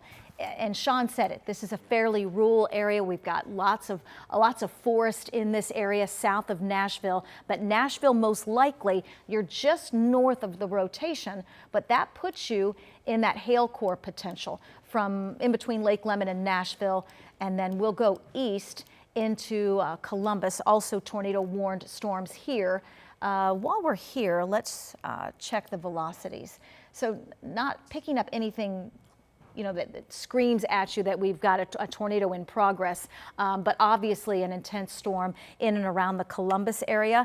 And we can put the radar back on. So you can see that hail potential here, destructive wind potential. There's another tornado warned storm. It is near over North Vernon right now. So this area of Jennings County, tornado warning continues for you as this moves off to the east and northeast. Jackson, heads up, it's going to move in your direction. Let's go north of this location. Intense storm just south of Greensburg. This also a tornado warned storm with the rotation, if it is, now pushing just to the east of Westport, hail core just to the south of Greensburg. And there's the other storm that Sean was pointing out near Shelbyville and Rushville. We would treat this one like a tornado warning, has the potential of 80 80-mile-per-hour winds, and it is moving into Rushville right now. So lowest level of your home, away from windows and doors, hail and damaging wind potential with that storm. Let's go north. We'll go north and east. So Connorsville, severe thunderstorm warnings for Connorsville, Liberty, Richmond, back through Newcastle, Muncie, Hartford City. Severe thunderstorm warnings issued. That means wind potential of 60 miles per hour and perhaps hail bigger than the size of a quarter. Additional storms developing west of Indianapolis. So these are moving back into Greencastle. New severe thunderstorm warning here for Putnam County until 8:30. With any of these storms, we have to obviously check for the potential of rotation as these storms continue to move into that favorable area to support rotating storms and support tornadoes. We're just now starting to get some damage reports in to the newsroom. We'll have the desk and crews obviously working the phones and into the counties. Obviously, the county, the emergency managers, sheriff's departments, fire departments, they get busy when they're dealing with damage. And unfortunately, it looks like that's what we're going to be contending with, especially from Indianapolis south as we head into a busy Friday night of severe weather. Numerous tornado warnings. So if you are south of Indianapolis, south and east, these storms have a history of damaging wind and have a history of tornadoes as well. The tornado warned storm that is now east of Bloomington still has a good hook on it just south of Nashville. Nashville, you're going to be in the hail core part of this. Rotation part is just south of the hail core. We've been noticing a debris ball off and on with this storm, but I am going to track it off to the east. So Columbus, you're going to be in the path.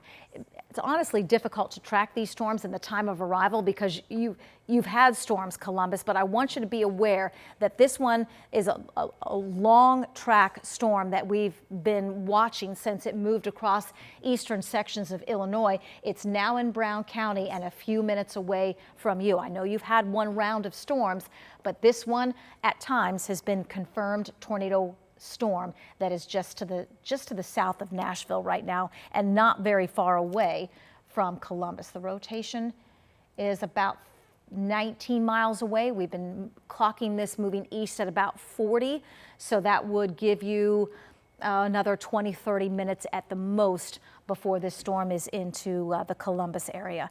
And one of several tornado-warned storms south and east of Indianapolis at this point. Rob, I know you've been into the newsroom, and anything new to report? Yeah, a couple of things, and I'm going to throw a curveball to the control room because I don't know if they have it up and available, because I don't at the moment, but we do have some permission to use some tornado video from earlier in the Newberry area. If they have that and they're able to pop it up, this is it. This is from the Newberry Volunteer Fire Department. This is just to the south and west of Bloomfield, if I'm not mistaken. This is video that was shot earlier. Let me get the name of the firefighter because I want to make sure I give due credit. Firefighter Corey Raleigh. Of the tornado as it moved across parts of Greene County and approached the Bloomfield area. Now, this would be the same cell that's now moved through the Bloomington area. That's a big tornado. Yeah, it's very impressive video. We wanted to make sure we had the proper rights to use that. But yes, it's quite scary video as well, considering we know that that's been on the ground for a while and the cell is continuing to produce a tornado as it moves east. Yes, and over Brown County right now and headed toward Columbus. Yeah, the spotters actually lost track of it because of the hilly nature of the area there. Sean, did you want to add something? Well, yeah, they've lost track because it is in a hilly area, but we can see it on radar. It's south of the west overlook at the Brown County State Park. So that's going to put it in very forest terrain, if you will, here. And you can see it. It's that ball. That's the debris ball right there. All right. So you see the town, little town out there of Pikes Peak. Now, with that said, downtown Nashville is in the hail portion of this storm. That can be destructive. This has had a history of golf balls and larger. So there's going to be, look, this is going to be a very, very, in terms of insurance claims, today is going to be a big one, because of the damage from the tornadoes, and then obviously the wind damage we're going to have, and then the hail damage. So, and we're not done yet. We still have a ways to go. So this tornado warning continues if you are in Pikes Peak and Lake Green, Grandview Lake, this thing's moving your way. Unfortunately, because of where it is, the spotters are not going to get a good vantage point on this. And that's what Rob was alluding to, that it is over the mountainous terrain down there. You can see what it has done and what Rob was showing you too, that video and all of the hail reports that we've had. Just a remarkable but expected day, unfortunately. Multiple tornado warnings going on right now. That one's definitely a confirmed tornado. If you live along 70 and 74, the severe threat continues. That includes the Indy metro area. We still have a batch of storms to our west. They're a little bit different. These are going to be more wind producers as it stands right now. But we're going to have to continue to watch these southern storms along an axis, a boundary that's fueling more spin for them. And real quickly, Ange, I just want to, this is not going to be a surprise, but wow. These are the current power outages. So you can almost see the path of some of these storms. We're over 12,000 here in Marion County, 12,000 plus in Hamilton, over 5,000 in Greene County. That's a lot for Greene County. And I believe those numbers are going to go up. And thanks to Rob, he was able to get some permission to use some of these pictures. Wow. From the hail. So that, again, multiple reports of golf balls and larger. And some of them we've had reports of softball sized. And that's why we've seen, and unfortunately, even far north. We try to stress that the entire viewing area was in a risk today. And that is so trees down there in Lafayette. Sometimes I think it helps too to kind of take an overview just so you can see how things have played out with this. I've got cloud cover on here, and these are all the storms right now. What's over Terre Haute and Greencastle? That will be it. That is the backside of our severe weather threat. But that gives us another couple of hours to go. Hey, Sean. And we need to watch that cell south of Terre Haute closely. Yes, Rob? I want to pass along this about Brown County for a moment. At a personal text message saying their mom and stepdad are in the campgrounds in Brown County at a Mustang show, and she said they just had softball-sized hail. Okay. What you just saw there in some of the pictures that we were already seeing in Sullivan County earlier. And so let's show you the radar. Let me hang tight here. So, law enforcement's also reporting heavy hail at Henderson Road and US 52 in Rush County. Yeah, so all of this right here, all of this, and that's going to be what Rob was talking about. That's all going to be large hail. This is a typical supercell. We don't see them often like this. And then as you look south of that ball, that is the tornado. That is the tornado. And what you're seeing there is going to be a lot of trees, but maybe unfortunately not necessarily all trees. But that is damage. That is Main Road and Straw Lake here. This is south of downtown Nashville. Need to add that. I want to try to give some folks a heads up, because there may be some others that might be camping down there as well. South of town. But yeah, I mean, the large hail is a big factor.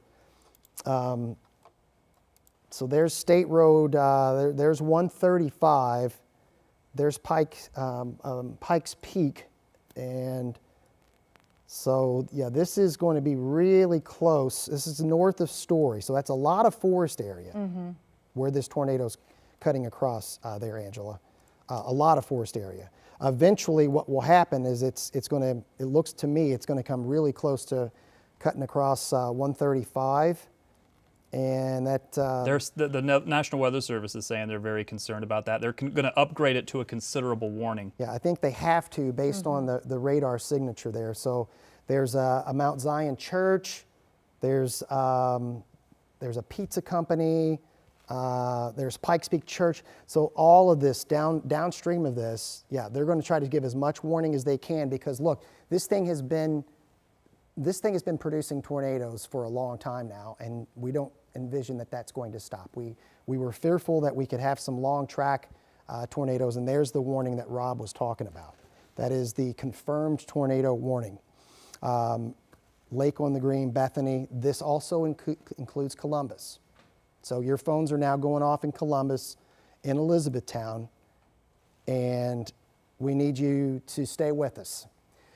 It's not like it's right now in the next 5 minutes, but in the next 15. Rob, what's your speed on there? And there you go. It's picking up a lot of debris now. Yeah. A lot of debris. What's the speed? Yeah, the Weather Service was saying that there's an intense debris signature, exactly what you're seeing. Stand by for the speed east at 50. Okay, so let's try to, I don't want to take it from the tornado location on this. You got an east, northeast, or more east? It says east. Okay, so let's do this. I'm also efforting getting cameras back in the Columbus area in anticipation of it arriving there along 65. Hang tight. I got to expand.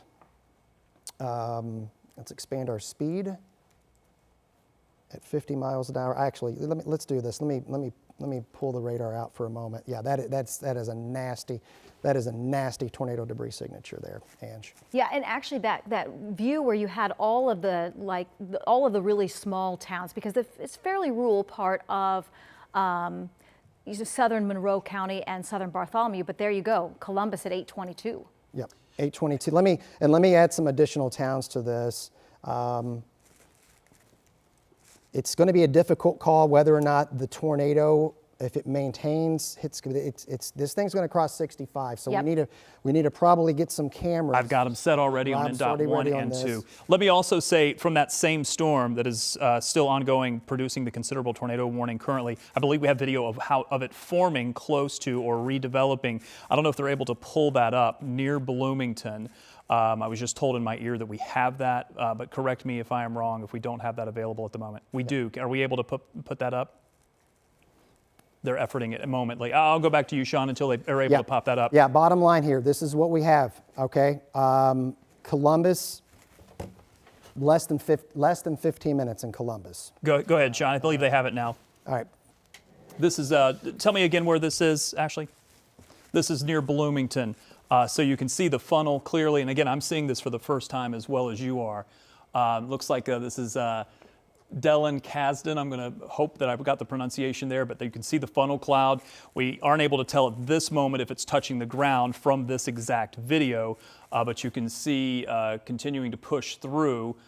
Do we have any other information on exactly where in Bloomington? I would assume this would be the south side, considering what we've seen on radar. So south of Bloomington. Okay, and again, this is the same tornado-warned supercell that now continues to push to the east into Brown County. And you can see from the later in this video, you can definitely see a longer rope structure. Yep. And again, this is the first time all of us meteorologists here in the studio are seeing this, so we're looking at it as well, and then it restarts. I'm going to go back to having them at the radar because we still have this tornado on the ground. So let's get back to what we have with the latest on that. Yeah, thanks, Rob. We appreciate it. So again, one more time, Ange, and I'll get it over to you. Confirmed tornado, moving east. Columbus, can't stress it enough. Get in your safe locations. This is a nasty storm. It has a history of tornadoes, and it's moving your way. I hope it stays south. You're going to get the hail regardless, but if you're south of Columbus, and again, you got about 10 minutes on this. You should be in your safe locations. Confirmed tornado warning.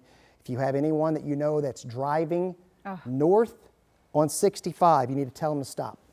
They need to stop. They need to stop and go back and get away from this.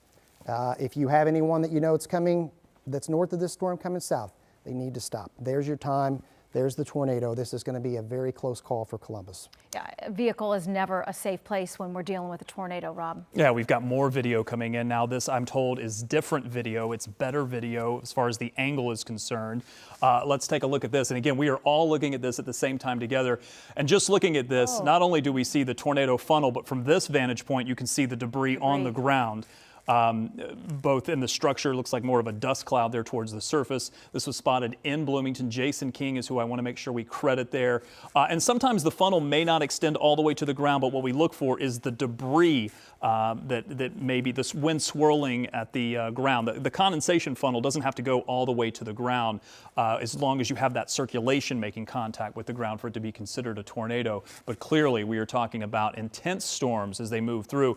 Again, this is just from this vantage point. point, we will get more information through the evening of if there was any damage at those locations as opposed to just tree damage or in a field. Unfortunately, I have a feeling we're going to see a lot more of these videos like this. Yeah, I agree. And if that gives you, it should give you pause. If you are in Columbus, we've now shown you 3 videos of this storm producing a tornado, and that storm is now just to the southwest of Columbus. Columbus, you're getting into the hail core part of this storm.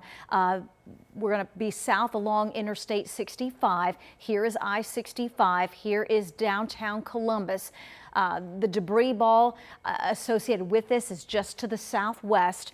And Grandview Lake. Grandview Lake. Approaching right? Grandview Lake right now. Okay, so right there. So Grandview Lake, there's Bethany, there's Stony Lonesome. This is, we'll come out just a little bit and then slide east. So again, Columbus getting into the hail core. The tornado producing part of this storm approaching Bethany and Grandview Lake right now, moving east. Here is Interstate 65, so just minutes away from Interstate 65. As we mentioned, a vehicle never a safe place in a tornado. Find a gas station, find a restaurant, find something to get into that is much more sturdy. Bethel Village looks like you will be in the path as well, and then just south side of Columbus, unless we see some pivot in this. But Columbus, we want you to be in the safest part of your home, lowest level away from windows and doors. You're into the hail core with the tornado producing part of this storm really winding up and now just minutes away from crossing Interstate 65. I'm kind of keeping an eye on 65 and 50. Looks like we've got some traffic backed up at this point. And some emergency vehicles. I can't tell exactly what that is. I'm seeing it as well as you. Okay. But yeah. So that we'll keep an eye on that as well. But this is the tornado warn storm. 5 minute ETA to I-65. Okay, so 5 minutes away from Interstate 65. The tornado part of this storm pushing just south of Columbus. I'm going to give you a heads up. This is moving east. It has been on the ground. We expect to get some damage reports out of this, but it will eventually move toward Westport. So think southern sections of Decatur County. North Vernon, the storm that prompted tornado warning for you, is now off to your east into Versailles. Let's go quickly up to the north and east. There is a new tornado warning for Franklin County until 8:30 because of these cells here.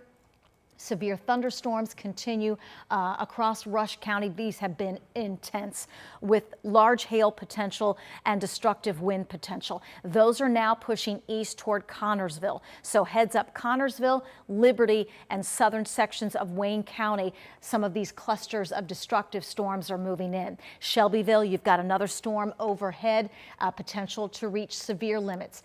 Downtown Indianapolis. We do, by the way, have crews headed to the One America building to assess perhaps some damage that occurred in downtown with the storms. These are new storms.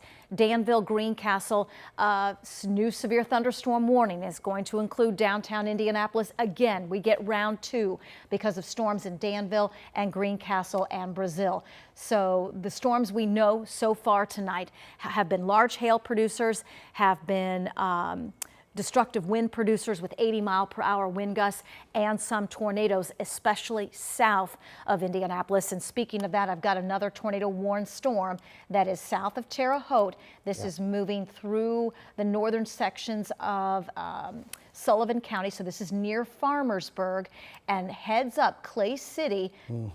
And maybe Spencer down the road. So this one, you seen anything interesting aside from the hook that I can see? Yeah, but you know, I was about to mention if it holds together, and I hate to say this, it's heading toward Monroe County. So, and I just checked the atmospheric conditions in that zone, and it's not surprising to me that we're seeing these long track tornadoes. Hey, if I'm able to, can we pull up N.1 real quick?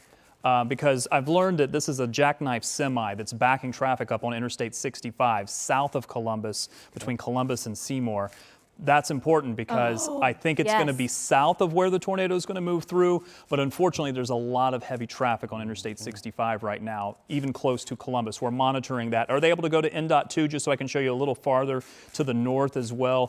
Thankfully things look a little bit better, but again, you're also in the area where there's more rain. This is a little farther to the north where the rain shield of the Supercell is kind of obscuring the view here with the wet roadways, but it has me very concerned about the conditions on Interstate 65.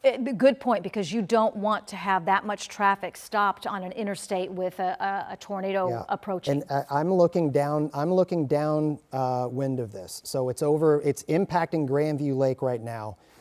This is going to cross I-65 very close to the Cummins Machine Integration Center and the Toyota material handling location there. It's going to be real close. I can't tell you if it's going to be just north of there or if it's going to be a direct impact, but that is where, to me, it looks like it's tracking. It's going to be a really close call. And let me circle those on the map. Those are going to be, so this is I-65 right there, all right? And then let me circle again.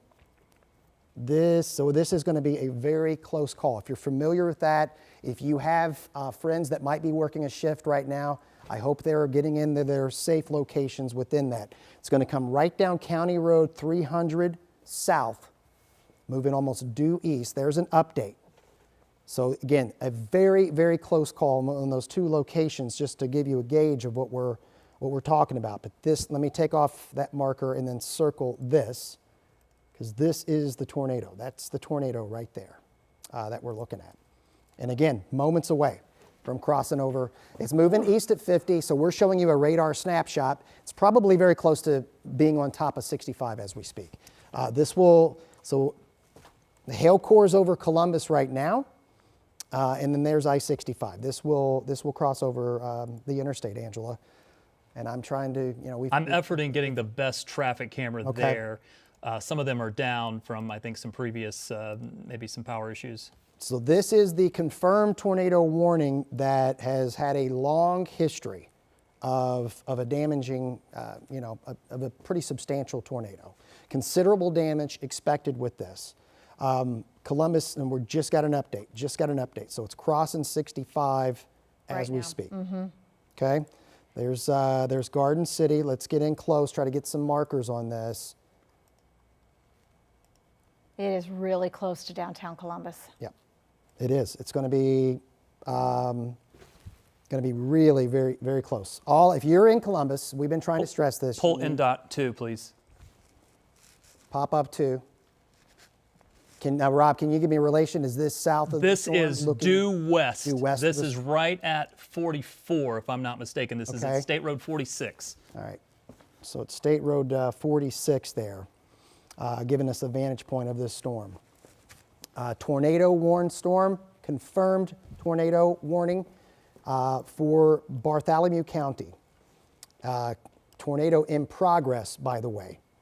If it's not on 65, it's likely coming across 65 here. All right, I'm just trying to get in very close.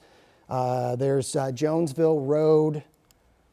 So here's downtown Columbus. That's getting just blasted with the hail right now.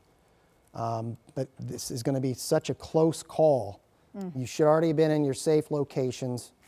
And if you guys, we can't split box that. I was going to say keep an eye on the NDOT. Yeah, that NDOT camera. There's a lot of low cloudiness. It's tough to see, but boy, that would be right there where you're looking, Sean. I mean, it's where that camera is pointed south. Okay. And I'm monitoring it, but there's a lot of lowering of the cloudiness there. Yeah. So I'm trying to, I'm trying to give some gauges here. So the Sinley Commercial Office Cleaning Services Building, the Terrace Lake Church, going to be impacted by this. There's a subdivision, the Wood Lake, accurate home inspections. These are all some landmarks that you can use to give you a hint of where it is now. And yeah, unfortunately, it's likely impacting these homes as we speak. And you see there's Garden City, and we move, then we're talking about the southern and southeastern corner of Columbus, Angela. Yes. South Central Company, Columbus, the Columbus Bowling Center. This is going to be very close to Columbus East High School. But anywhere in this, on this map, you should be in your safe location. Middle portion, lowest level, and try to protect your head here until we can tell you, hey, the storm is to your east, and that should happen in about 10 minutes. Okay, and I do have minutes. I do have a new tornado warning for that storm that we were keeping an eye on that is south of Terre Haute. So we're going to kind of do a reset, get everyone caught up on the storms. New severe thunderstorm warning for Marion County, downtown Indianapolis. We've got storms over Brownsburg into Danville. These pose the same threats. Brownsburg. Brownsburg, Gulf, okay, so that's golf ball size hail right over Brownsburg. That report just coming in. That part of the storm, and I'm gonna, let's lapse this over like 15 minutes just so I can show you, because that would, if you live in, so think northwest side of Marion County up into Boone. So I would say if your car's still out and you can move it into the garage, Whitestown, Zionsville, Meridian Hills, the Broad Ripple area, maybe down the road into Carmel and Westfield, getting reports of golf ball size hail in Brownsburg. That's going to impact the northwestern sections of Marion County. Severe thunderstorm warning ongoing. We have clusters of storms east of Greencastle back through Brazil. This is the new tornado warned storm. This one, boy, the spotters may be east of this location and on that tornado approaching Columbus, but boy, there's quite the hook on this one, Sean, as well. A hail core near Clay City. We're going to dive into this storm because it is a new tornado warning for Clay County and then over into Owen County until 8:45. And I don't like the looks of that. No, I don't either. So this is, if it is producing a tornado that's going to be near or just south of Lewis, and then I'm going to slide this just to the west a little bit. Clay City, safest part of your home, go there now. That's a Danville area in Clay and Owen County, so don't get that confused with Hendricks County. Barrett Corner, New Brunswick and Brunswick. So we are into portions of Clay and Owen counties. I'll come out just a little bit. Clay City, probably one of the more populated areas in this location, and then there you can see it in relation to Spencer. Significant hail core approaching Clay City. If it's producing a tornado, that is just south, and that would move east in this direction and perhaps eventually impact Freedom and Spencer. So stick with us. Clay and Owen counties, a new tornado warning. I've got a track on that if you all want to use it. Perfect. We'll take it. I did it at 50 miles per hour. And I hate to say it, Bloomington, it gets to you before 9 o'clock. Paragon, 8:52, Ellettsville, 8:50. Again, it's rotating. It's in an environment that supports rotation tornadoes. Let's hope it doesn't. You need to treat it like it does. You got some time. Again, you got some time. I know you've already been in your tornado shelters. You're going to probably have to do this again if this thing holds together. Well, that would be something, because then we would have had, most likely this would impact the north side of Bloomington. Yes. Based on that track. So we would have had one south and one north. That's very correct. That's a good point. But it is, it's got strong velocity. I will tell you, if there is a little bit of good news, Columbus, you still need to be in your safe locations here. This supercell could be cycling. And what happens then is that the tornado dissipates and then a new one may form downstream. Looks like that might have been what happened, and sometimes those can happen at just the right time, if you will. But the warning continues. I'm just going to see if the newsroom can effort the videos that were just sent in by Matt Standridge, if we can get those on quickly. Got it, perfect. I figured they were. Just checking. All right, sounds good. But tornado warning. Let me show you. Let's look at. So yeah, we still have this very impressive supercell over Bartholomew County. Grandview Lake, Bethany, North Oakville. Threat for this storm is now over and points to the west. But if you're in Elizabethtown, You're in Burnsville. This thing has already crossed 65. And Rob, did we get a different camera? Yeah. Yeah, I'm also. Right. Thank you, sir. Yeah, there's a lot that are down. So yeah, a bunch going on. So unfortunately, probably did get some damage with this, which makes sense. But there's the rotation. It's not. Let me take the radar back so you can get a hint of what we're talking about. All right, there's tight. Yeah. You see that? Really tight rotation. That's what went through Grandview Lake. Unfortunately, I think we're going to get damage reports out of that. Still was showing rotation as it crossed I-65, and then the rotation broadened out a bit. It doesn't mean that we can't have damaging wind with it in this phase of its life cycle. It just means that it's like a figure skater. Those arms go out, the spin is slower, the arms in, it's tighter, it's more configured, and I think we're in this out phase for right now. Okay. Okay? We do have a couple of videos to share with you. Another one from that tornado-warned storm that's now pushing just east of Columbus as it moved through Monroe County and the Bloomington area. So we've got that video to share with you as well. We've had numerous videos, and we thank our viewers for that. Obviously, we hope that they're trained in what they're doing and they know how to spot tornadoes and do this safely. But clearly can see the tornado signature there, the funnel cloud, and a significant structure with this supercell storm. And New Hope. Okay, this one, large hail, the size of a palm, of the palm of someone's hand. From the New Hope area. We did just one of our most recent hail reports came out of Brownsburg of golf ball size hail. So we will do a quick reset on radar to show you it is still very active. We still have easy an hour and a half, I would think, of storm threats that include damaging wind, 80 miles per hour, large hail, golf balls or larger. And tornadoes, unfortunately. So let's start to the north, and this severe storm that is right now moving out of Brownsburg into the northwestern corner of Marion County. So there's the 465 loop. Golf ball size hail reported in Brownsburg. If it's still producing that hail, that's up near the Eagle Creek area, may impact Zionsville, Westfield, and Carmel. So you've got a little time perhaps to move those cars in. Destructive hail potential with this storm, and the severe thunderstorm warning continues. It would be more of a wind threat here, approaching Danville and Clayton. So we're back across Hendricks County. So here's downtown Indianapolis and Marion County Speedway.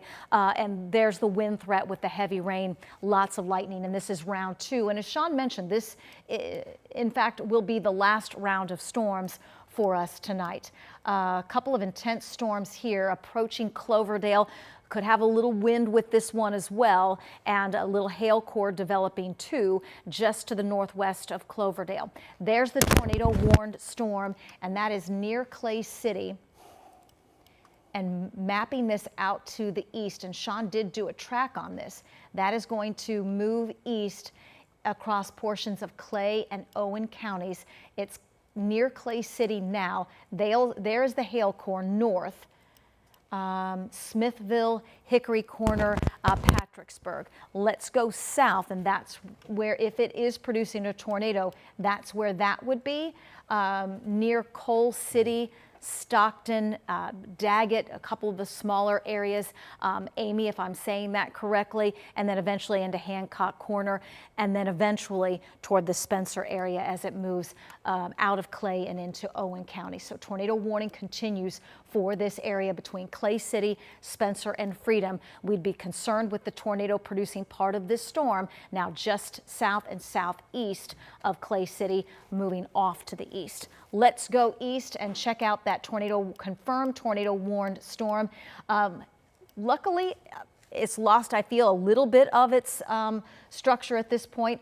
Obviously still a decent hail threat with this one near Hope and Hartsville, and still obviously a wind threat as this one moves toward the Westport area. So it's going to exit Bartholomew County and move into portions of Decatur County. That is going to be near and just south of Greensburg. Tornado warned storm. We've been monitoring this one in the far southeastern section of our area. That is for the Brookville, but it looks like a new tornado warning for Wayne County, so that's southern Wayne and Fayette. This is the storm that we were monitoring in Shelbyville and Rushville. Potential of 80-mile-per-hour winds, hail potential with this. While we're here, we will check the velocities. National Weather Service out of Wilmington did go tornado warning on that cell. It's severe thunderstorm warning now, I guess, for Connorsville. And if you want to call for it at some point, Angela, sure. on Weather 2, Connorsville's camera is up. Remember, they had the celebration in the village, yes. or in the Ville there, excuse me, earlier. Yeah, so this is what we're looking at from Connorsville. There were a lot of tents set up here earlier. You and I were both looking at this camera. Thankfully, a lot of those tents were torn down before the storms came through. There's still a lot of people out and about and still a lot of equipment there because of what they had going on in Connorsville. And that area under severe warnings for the threat of large hail, damaging winds, and lightning. So hopefully they're able to clean up from that celebration in a safe way. Still several tornado warnings right now. Connorsville, that is no longer a tornado warned storm. That is a severe thunderstorm warning for you, Fayette County into Union County. And then the tornado warned storm is moving now northeast of Brookville.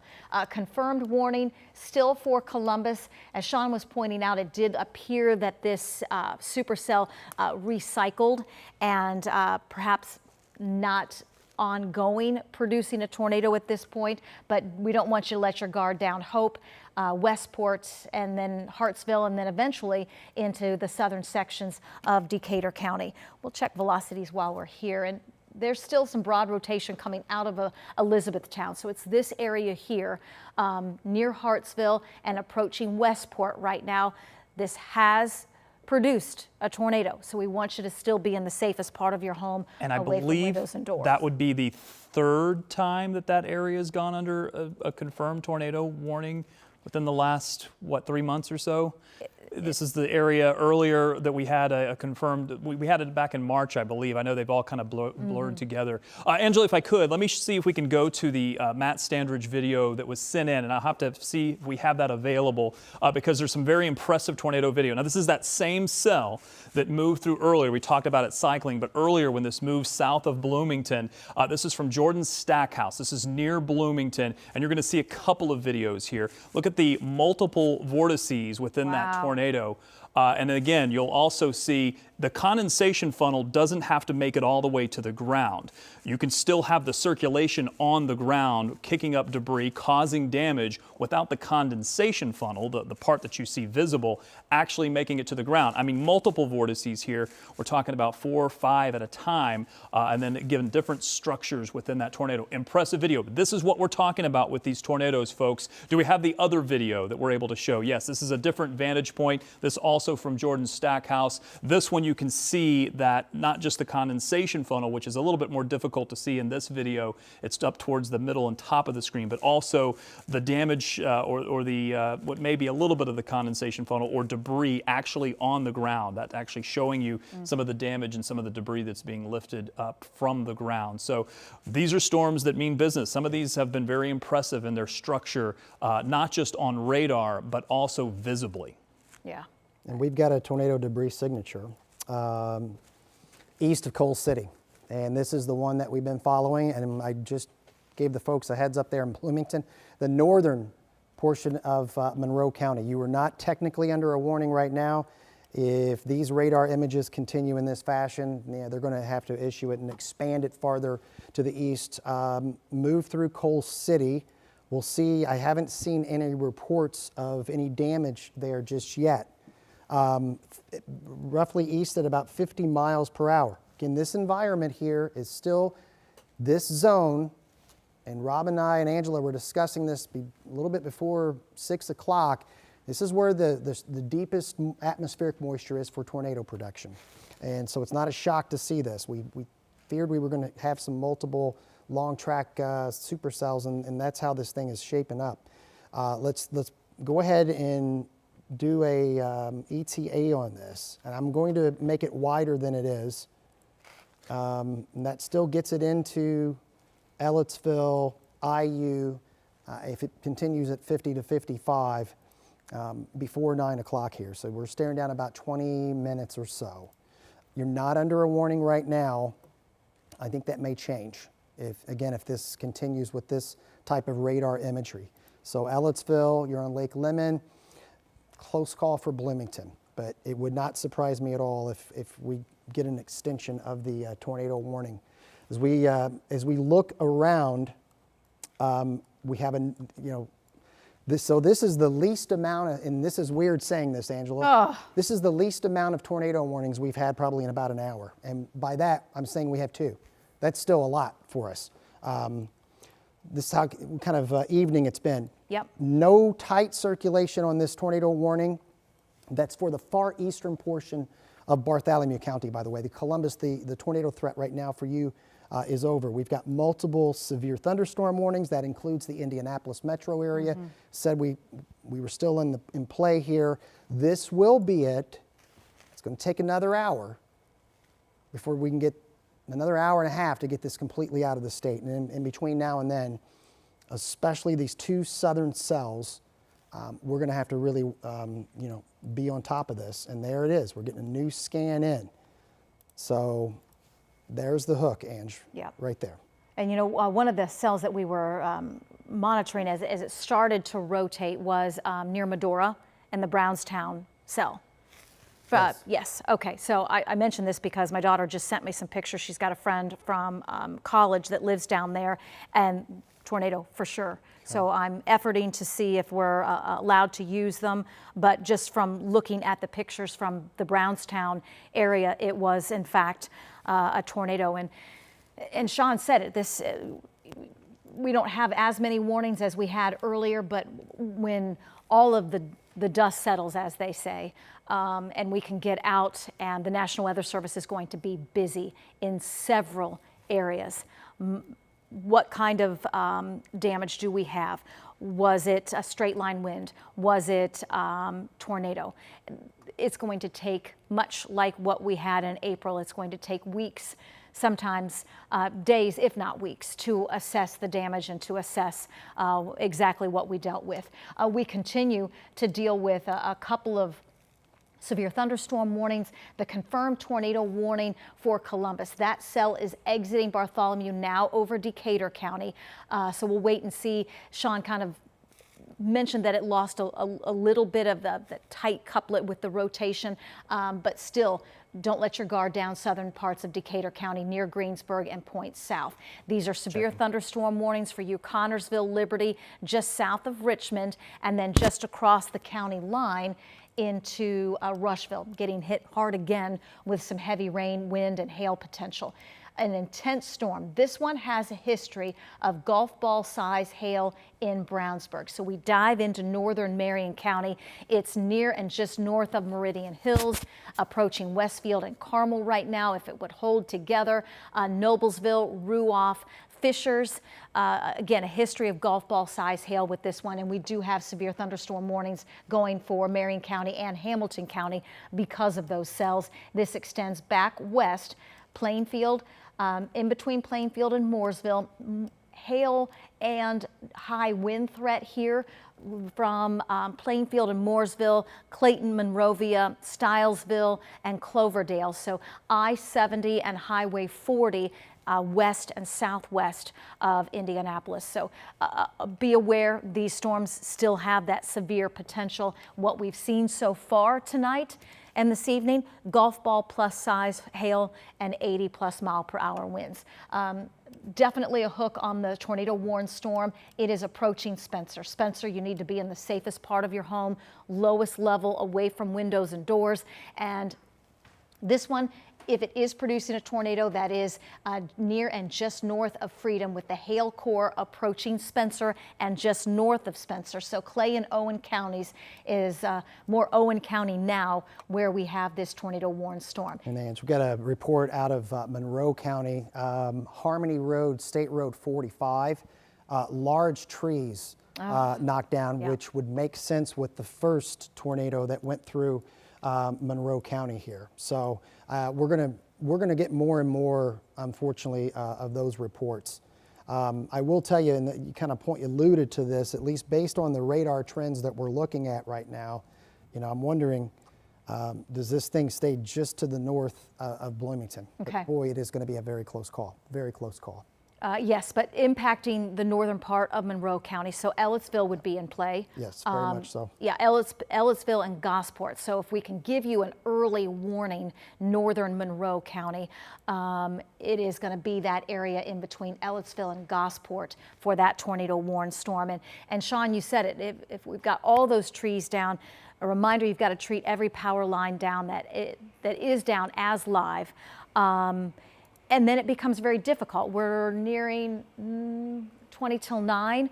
We're going to start to lose daylight. So if you have been impacted by storms, it is best to stay inside. Stay home, stay off the roads, especially knowing that we had a tornado move across a very wooded area of Monroe County. Big trees, forest area.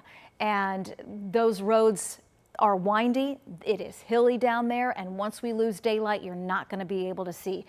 So if you can avoid this area south of Indianapolis, specifically from Bloomington and the Lake Monroe area through southern Brown County, we think it cycled and perhaps wasn't as strong as it moved into Columbus, but did, we think, hit the Grandview Lake area.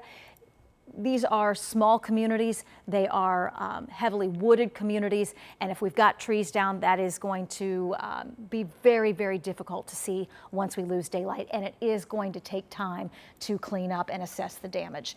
Tornado warned storm approaching Ellettsville right now. There is Spencer. We'll do the velocities, and it's still showing that tight rotation near Spencer, in between Spencer and Freedom right now. We've been monitoring the wind spikes, and that's a strong one when we get the red showing up approaching Spencer. Whether this is tornado wind or straight line wind damage doesn't really matter at this point, but when we see those wind spikes on our shear detector, that is a real indication that this storm has a significant wind with it. Let's put the radar back on, and we will track this one out. This one it's moving at about the same rate as some of the other ones off to the east, between 40 and 50. Everything. So we'll track just the leading edge of this one. So it's approaching Gosport. This would be the heavy rain and leading edge of the hail core as it moves off to the east northeast. Most of these have been moving between 40 and 50 miles per hour. I'll take it out kind of this in the middle. This one's 50 east at 55. East at 55, so a little faster. Okay, so we'll speed up these times of arrival. Ellettsville, we are looking at 5 minutes, give or take. Lake Lemon, we're looking at around 9 o'clock, give or take. So safest part of your home. It's just a little more of an early warning on these. Tornado warning doesn't extend yet into Monroe County, but we just want to make sure you're aware. The tornado warned storm is over Spencer with the hail core and the rotation just south. It's moving east. Ellettsville would be in the path. It would stay just north of Bloomington, but we wanted to give you the heads up, Ellettsville, and then eventually, if it would hold together, move back across the northern sections of Brown County. So that is our tornado warned storm. We have a significant cell, a couple of them, right now. In fact, I just got an alert that, which if you don't have our weather app, it's great. I just got an alert that a dangerous storm was approaching my home.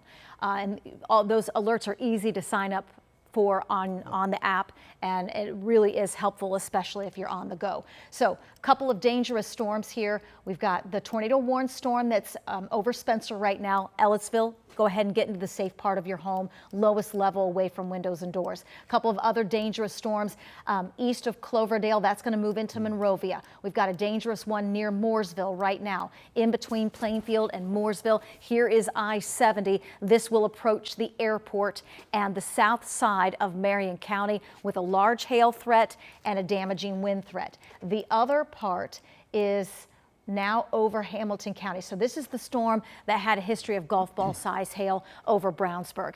That is now into Fishers, into Ruoff, into Noblesville, just coming out of Westfield and Carmel. And as it moves east, Lapel, Ingalls, Fortville, Geist, McCordsville, the Geist area. So here's the reservoir right here on the southeast side of Hamilton County. So you've got a few minutes. History of large hail. It is moving off to the east northeast. Pendleton, if it would hold together, so it would eventually move into the southern sections of Madison County. But that's a significant storm and a severe thunderstorm warning on those cells that we just tracked. Not quite as intense, but still severe thunderstorm warned storms from Connorsville to Liberty, just south of Richmond, and then back through just in between Newcastle and Rushville. So northern Rush County, southern Henry, this will move east toward Economy into the western sections of Wayne County. Any new information? We're starting to see, and I don't have permission to use it yet, but we're starting to see some damage from the Clear Creek post office at the damage. The building is quite damaged. And also, McCormick's Creek State Park is also underneath that tornado warning, and that's a concern because, of course, we remember back in, was it 2023, I believe, the McCormick's Creek State Park EF3 tornado that went through? Yes, it was March 31st of 2023. So yet again, we're seeing very near the Spencer area, we're concerned about that tornado warning. I'm efforting to get that picture on the and is that the one in Brownstown, the post office? Bloomington. Bloomington post office. Clear Creek. Clear Creek post office. Clear okay. Creek. I was getting some additional information from my daughter from a friend. It's south and southwest of downtown Bloomington. This is the one we were following. It's right along that way. Yeah, we're going to start to get much more, I think, these damage photos that are going to be coming in here. Oh, wow. Yeah. Okay. Yeah, you don't like to see speaking of pictures like that. Yeah, we probably should reset the stage here. So, so it's gone from tornado warning to severe thunderstorm warning. It includes Lake Lemon. It includes does not include Bloomington. Port, yes. So transition, still rotating, not strongly enough to go tour warning. However, there is rotation within it. So I think the tag is going to be tornado, severe thunderstorm warning, tornado possible. If you are in Ellettsville, if you're in Steinsville, that rotation is just near Spencer. So it's going to be crossing over right along, there's 231 and 46, so it's going to be moving along 46, the rotating portion of this particular storm that's prompted this severe thunderstorm warning. It goes until 9:15. This is the back edge of our severe threat. We were thinking this thing would be out of here by 10. I think we're still going to be on target for that. Unfortunately, before we get to that, we have a couple of more storms that we're going to have to follow here. Multiple severe thunderstorm warnings, including the majority of the Indy metro area. Greenwood, Bargersville, Brooklyn, you are not under a tornado warning. I don't like the looks of these. These things are hooking. They could produce a tornado at a moment's notice, in my opinion. So Eminence, Briarwood. If you're in Brooklyn, Brookmore, there's Crestview Heights. If you're in this zone right in here, I would go ahead and just get in your spots until we can say, yeah, this thing's east and you're done. Because there's still energy to work with. And these things are showing a hook on radar. Don't like to see that, Andy. No, and you're right, several of them, and Yep. that's really kind of a good picture there Yep. Of all of the And that's storms. a hail core that's over Ruoff. That's going to be heading along 69, heads up there, Pendleton. Kind of give you a heads up there. That's more of that's going to have severe wind and severe hail. These storms on the southwest side of Marion County, Morgan, Johnson counties, I want you watching both of these until we can say, hey, they're east, they're, you know, the hooks are now gone, but between now and then, we got to watch these things closely. Okay, we'll do a little bit of a reset, kind of a big view of live Doppler 13 radar. Based on some of the pictures that we're starting to get into the newsroom, there is damage this evening. We are not too far away from losing daylight. Just encourage you that if you're in an area that has been impacted, that you stay, you know, as safe as you possibly can, as far as cleaning up and as far as, you know, trying to navigate around down trees, down power lines, other damage. It's going to take a while. We're going to need to kind of remember our patience as far as that goes. And keep in mind, we're not done with the severe threat yet. We've got 3 individual storms working their way through the central part of the state right now. Severe wind potential, large hail, and still hooking, as Sean pointed out, that could quickly, with little to no warning, produce a tornado. It's the reason we're under a tornado watch. It's the reason we've been telling you to treat these severe storms as if they could produce a tornado. And then lingering severe storms, but they are winding down into the eastern part of the state near Richmond. Let's start north into the Fishers area. Large hail potential with this one, and that is going to come out of eastern Hamilton County and move into Madison County. So heads up LaPel, Pendleton, Ingalls, Fortville, McCordsville. It's over the Geist area now and Ruoff, and will quickly move east. The tail end of this storm is into northeastern Marion County and impacting Castleton and Lawrence. That is a intense storm now on the southwest side of Marion County. This is pushing just to the southwest of downtown. Southport, heads up. Safest part of your home, lowest level away from windows and doors. This storm may end up producing those damaging wind gusts that we've seen with some of the cells, and that potential for some large hail.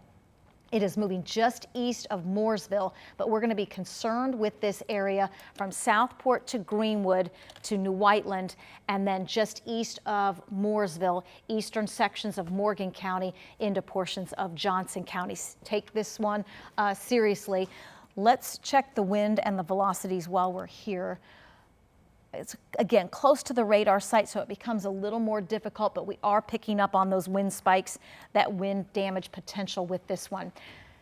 We'll go south and west. Another cell west of you, Mooresville. This is in Monrovia right now, and there is the severe storm that is near Spencer. National Weather Service did not continue the tornado warning on this one. They did go severe thunderstorm warning, but again, could quickly rotate, could quickly produce a tornado. The hail core associated with this one is near Gosport. The strong wind component near Spencer. It's going to move into the Ellisville area, just north of Ellisville rather, and continue to make its way toward Lake Lemon, into Martinsville and the Paragon area. So just if you're in this location, take shelter. Hey, Ange, I'm just now catching up on some of the videos that have been tweeted to me. This was from 6:49 from Benton County to show you how wild this day has been. That is dust. No way. They had a blowing dust advisory over northwest Indiana. So this is so many different aspects of this storm. This is from Troy up in Fowler here. He's a loyal tweeter and just amazing stuff. Wow. That's on the far northwestern portion of all this. Let me get back to radar. I just found that fascinating. Again, I'm just trying to catch up on some of the videos that have been tweeted to me. So in addition to all of this, we've got a whole other mess up over the northwestern corner of the state of immediate concern here. And we were thinking, what, 9:30, 10 o'clock? Yes. And so we get through these cells, severe weather threat's going to be done. And then we're going to start doing, and we're in the process of the damage assessment. Weather Service will be out tomorrow. But we've got multiple severe thunderstorms right now that are still dangerous storms. And we've got one over us right now. Mm-hmm. I've got my lightning turned off. I'll turn it on just so you can kind of see. These are still highly electrical storms. And then we've got the hail producer in my opinion, the one that's over the northern section of Monroe County. Just double check on that velocity. I don't like to see that. Looks like it's tightening up to me right there. That's just north of Ellettsville. So this is going to be really close. That's that rotation tightens up. I wouldn't be shocked if we get a tornado warning out of this. Make sure we're not seeing any debris yet. But there you go. Tight rotation. Severe thunderstorm warning continues for the northern half of Monroe County. This does not include IU, but it does include Ellettsville. It's over Steinsville and moving toward the east at roughly 50 miles per hour. There's your rotation.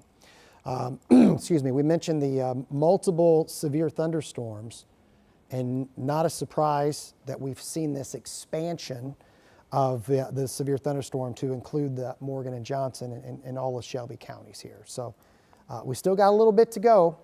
I can tell you behind this line, we'll draw the line, Brownsburg, Zionsville, you're done. Greencastle, you're done. Lebanon, you're done. Northwest side of Marion County, your severe threat is now over. Southsiders, Southeastsiders, you still got a little bit to go. And then obviously east of this zone here, Angela, we still have severe weather potential for another hour. Are we able to pull up NDOT 2, I believe? I want to pull this up. We've got a tree down, and you're going to see more images like this all over the area. In addition to 157 is also shut down due to debris from NDOT. So you are looking at a picture there of more debris. This is the type of stuff that you're going to see across much of Indy, those 75-mile-per-hour winds that came through. We're going to continue to try to effort more images, more tornado video that we've seen. There have been lots of video that was taken, especially around the Bloomington area. I'm going to try to effort more of those videos and pictures for you guys to get those on the air. Thank you. Yeah, and just really the beginning of cleanup. You know, I was just thinking about how many storms we've tracked in the, well, we're approaching 2.5 hours of coverage. We started our streaming right after the 6 o'clock news, and it's going to be a lot. It's going to be a lot for the Weather Service to survey, and just a lot. Statewide power outages over 115,000 at this time. That goes all the way up to Chicagoland, the Michiana border. Obviously what we've been dealing with here. These numbers are likely going to continue to go up because we still have more storms that we're dealing with here over the next hour. So power outages is not a surprise to see them ramping up here. Yep. And speaking of the storms, we have a new severe thunderstorm warning that's going to include southern Hancock into northern parts of Shelby, back through Johnson County until 9:30 It's like a new tornado warning too, actually. A new tornado there warning. There it is right there. Okay. Yep. Perfect. Thank you so much. So that was for that cell that Sean just showed us, that the rotation was tightening with this. So the tornado warning is going to be for Monroe County. It's also going to include Lake Lemon. This is north of Bloomington, but this is the storm that we were tracking near Spencer. Lost a little bit of the tight rotation, but has tightened back up. National Weather Service has gone tornado warning for this storm, and we'll kind of dive in a little bit, because if this one is rotating, it still could be impacting, still could have an impact between, say, Mount Tabor and Ellettsville. So in this area here near Steinsville, and then east from that location would go toward the Modesto area. Hail core is going to be north of Ellettsville, so the concern for the Ellettsville area would be the rotating part of this storm. And as we go out just a little bit, this would take it across Monroe County and then into Lake Lemon. Lake Lemon, you are now under a tornado warning as well for this storm, where the rotation has tightened up a bit. Let's check velocities while we're on this view real quick. And there's the rotation. So as I mentioned, just north of Ellettsville and on its track to the east, if we move it right across Interstate 69 in Monroe County, it would eventually make its way toward Lake Lemon. So rotating part of that storm is near and just north of Ellettsville, mentioned the Steinsville area, and tracking east, there's the Modesto that we just mentioned. So this will move across the northern part of Monroe County in the next 20 minutes or so and have an impact near and north of Ellettsville and then over toward Lake Lemon. It is for now north of Bloomington and looks to stay north of Nashville and just south of Morgantown. So that would take it out of Monroe County and into portions of southern Morgan County and northern Brown. So new tornado warning for us. This is going to include northern Monroe County, and that will go until 9:15. So please get into the safest part of your home, away from windows and doors on the lowest level. Intense storm. The hail core with this one near Gosport and staying just south of Martinsville right now. So that is one of several storms that we continue to track. And that'll cross I-69, by the way, that rotation. Yes. It's going to cross 69 probably in the next, I'd say 5 or 6 minutes. Unfortunately, there's not a camera in that stretch of 69, but I've been looking.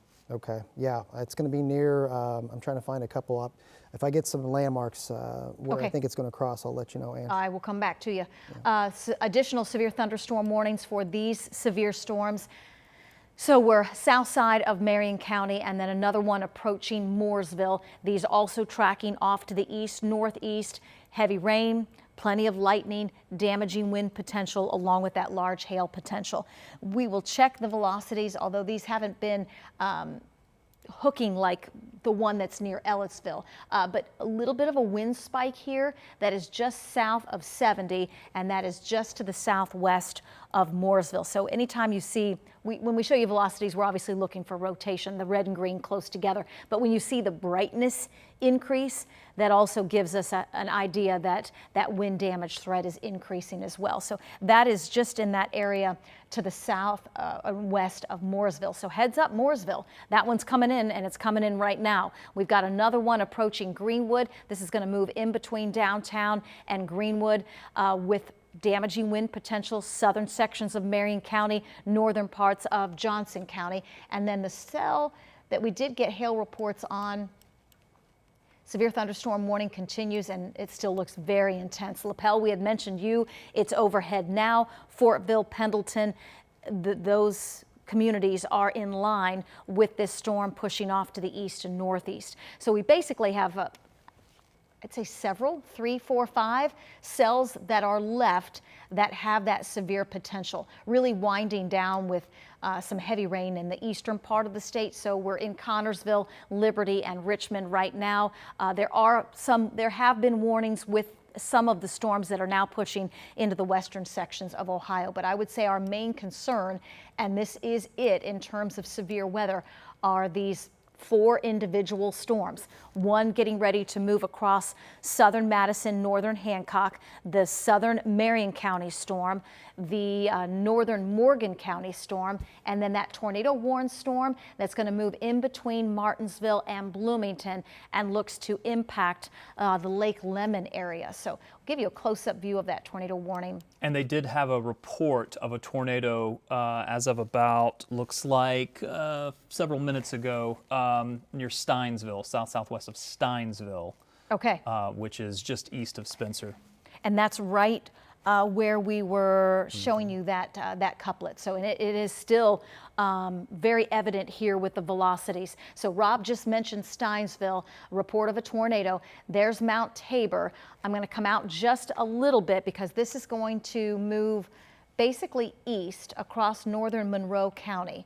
So there's the rotation, staying north of Ellettsville, but we'll move into Modesto would be next. And then down the path, down the road, would be Lake Lemon. So staying north of Ellettsville, staying north of Bloomington, but impacting the northern sections of Monroe County and still showing a significant area of rotation here between Gosport and Ellettsville near Steinsville, where Rob just mentioned that tornado report is coming in from. So that's by far one of our stronger cells in terms of having the potential to produce a tornado. Tornado warning continues for the Lake Lemon area, northern Monroe County, until 9:15 this evening. They are severe thunderstorm warnings surrounding that tornado warned storm, and then to the north for the other couple of cells that we're tracking that will move across southern Marion County into eventually Shelby County, and then the one coming out of Hamilton County into Madison County. let's put the storm reports on. So I'm going to come back out to a big view and just to show you some of the reports that are coming in. And look how many.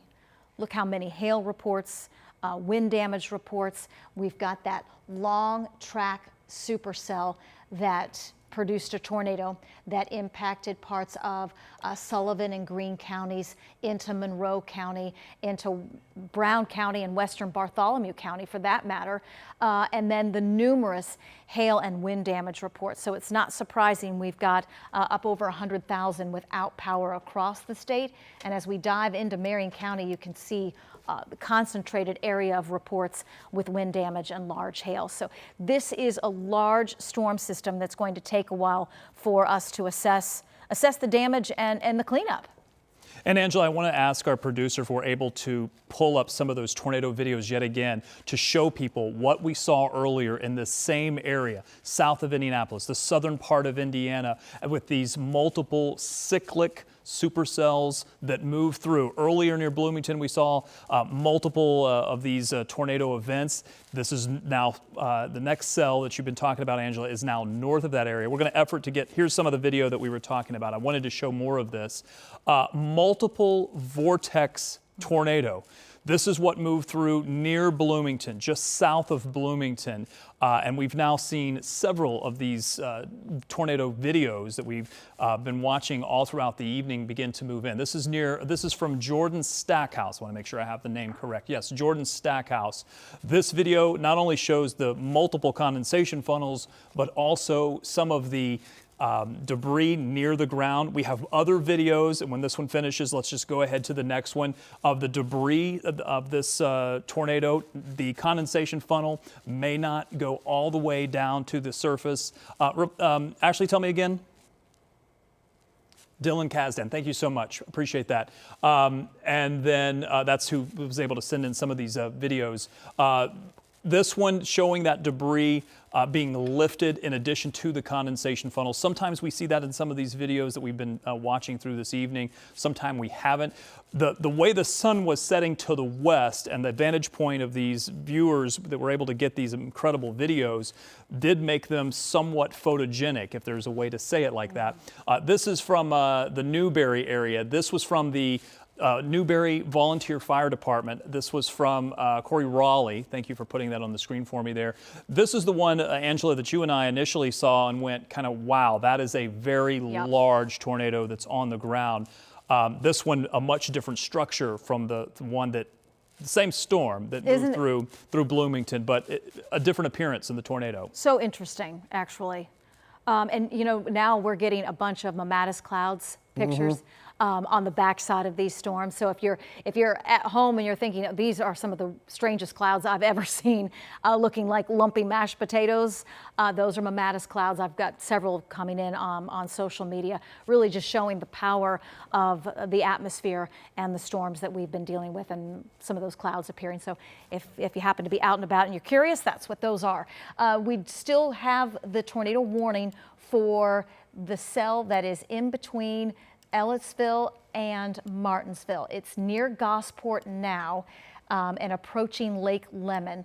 Let's check. The structure doesn't look as impressive as it did, but boy, it's still showing that area of red and green, that rotation couplet between Gosport and Ellettsville moving east. This will move across once it gets east and northeast of Ellettsville over a fairly rural part of Monroe County, fairly hilly part of Monroe County, and then perhaps impact Lake Lemon over, if not in the next few minutes, within the next 10 minutes at the most, as it moves off to the east. So still showing some signs of rotation with that storm that is moving toward Lake Lemon.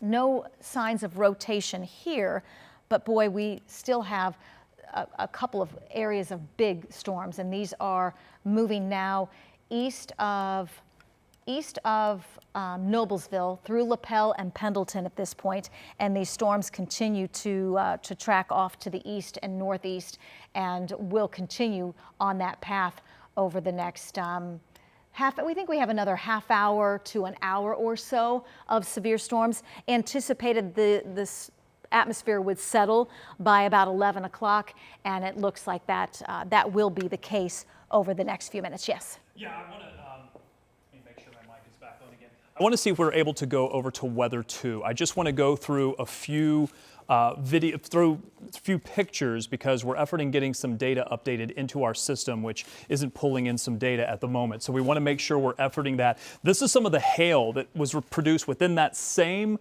tornadic supercell that moved through, that we saw the tornado video earlier. This is from Megan Marietta from the Sullivan Lake area. This was the east side of Sullivan Lake near Sullivan, Indiana. I want to show you some of the other pictures that came in. We saw reports of hail, very large hail. There were a lot of hailstones like this reported, not just from this cell, but also once this moved into Brown County. Again, these cells kind of had much more of a cyclic nature where they continued to cycle, sometimes producing tornadoes, as we've seen the video throughout this evening near Bloomington, near Columbus, continuing to push to the east. But they also produced hail, typically north of where we saw those tornadic videos. We saw that. I'm going to show you also a picture of from Lafayette, Indiana, so northwest of Indianapolis. Now we go. That's where the storms were still strong enough to bring trees down, unfortunately, on this vehicle. Thanks to Jennifer Hirschberger for sending that in. And we've also had additional reports of some damage in the Clear Creek area, which we are efforting some video. Angela, we've got some drone video that I understand we're efforting to get on the air. We don't have it available. I know they're working on it, but I wanted to make them aware that when you have that, please make sure you're able to let me know. And again, Angela, we're trying to make sure our data is updating into our computer system. Yeah, I feel like we're behind a bit. So we are. I'm going to switch over to kind of I'm going to say national view. It won't mean much to you at home, but a slightly more up-to-date view on the radar, as it looks like we may be having just a little bit of a data issue because that storm is now well east of Ellettsville. There's Lake Lemon that we've been talking about. There's the hook still on this storm. Hail core staying just south of Martinsville right now and moving off to the east. So rotating part of this storm, they've kind of narrowed the focus of the tornado warned part of this cell, and that is just north and near Lake Lemon. So let's go in a little closer and give you just some of the smaller areas that are in this Fleener. So that's north of Lake Lemon. If this one is still producing a tornado or that rotation, that's where it's going to be. Bear Wallow, Waycross, just some of the smaller areas north of Lake Lemon is where we have that potential for some rotation at this point. Let's go north. Strong storm over Mooresville right now. Another strong storm on the southeast side of Marion County. This is going to head into New Pal, Sugar Creek. Heaviest just north of you, Greenwood. But Greenwood, don't let your guard down. You've got one just to the west of you into Mooresville. So we have a handful still of storms. The one that moved out of Hamilton County and moved through LaPel is now Anderson, Pendleton, Ingalls, and pushing just east of Fortville as all of this tracks east toward Daleville, Middletown into Markleville. And we want to go to that drone video now that we were looking at earlier. This is from the Clear Creek area. This is video that I'm seeing for the first time, so I'm also going to look at this with you. But this is the area where we did see a significant signature on radar, and judging from some of the down trees. Now, Angela and I are both looking at this because what we're looking at is what the National Weather Service is going to look at when they go out to survey the damage. What type of damage are we looking at? Are we looking at homes destroyed, like the one that you're seeing there? Is it completely removed from the foundation? Is the roof ripped off? Is there siding damage? Unfortunately, we do have the damage here, and we're gonna play this a couple of times here because you initially see some of the tree damage, and look at how the trees are snapped more than halfway up. So these trees were impacted by significant winds as they came through. Some of the houses not touched, as you see there. There may be some siding damage or some branches down on some of the roof, but not the significant damage that you're going to see later in this video as the drone swings to the right and you see that house. Now, if I'm not mistaken, and I'm going to look at it again because I've seen video of the Clear Creek post office, and I believe that may be the the Clear Creek Post Office. Yeah, my producer's agreeing with me. So what we're looking at there is not a house that's been damaged, but this looks to be in the Clear Creek area, the Clear Creek Post Office, with multiple homes that likely do still have some damage. And I mean, look at the tree damage from all of these trees that have been impacted. We saw the video earlier, a multiple vortex tornado at some point during the life cycle of that cyclic supercell did produce a tornado as it moved through this area, and we're now getting the first hints of some of the damage from the video. We've seen the video of the tornado, and by the way, if they're able to rack that tornado video right after this so we can go right into it while we wait on some of the data to update into the system, because the video is impressive. Again, what you're looking at is video of not only just the damage, but also earlier tornado video. This one from the Bloomington area, thanks to Jordan Stackhouse and Matt Standridge that was able to effort this to us from Jordan, of the multiple vortex tornado that pushed just to the south of Bloomington. Notice the condensation funnel at times doesn't reach all the way to the ground. That doesn't matter as long as you see the debris being kicked up at the surface. The condensation funnel doesn't have to go all the way to the ground, but if it makes contact with, as far as the circulation goes, if the circulation makes contact to the ground, then it is a tornado. And as we've been seeing, there is damage. We've seen some of this tornado video that's included debris. You can see some of the debris as this made contact with the ground.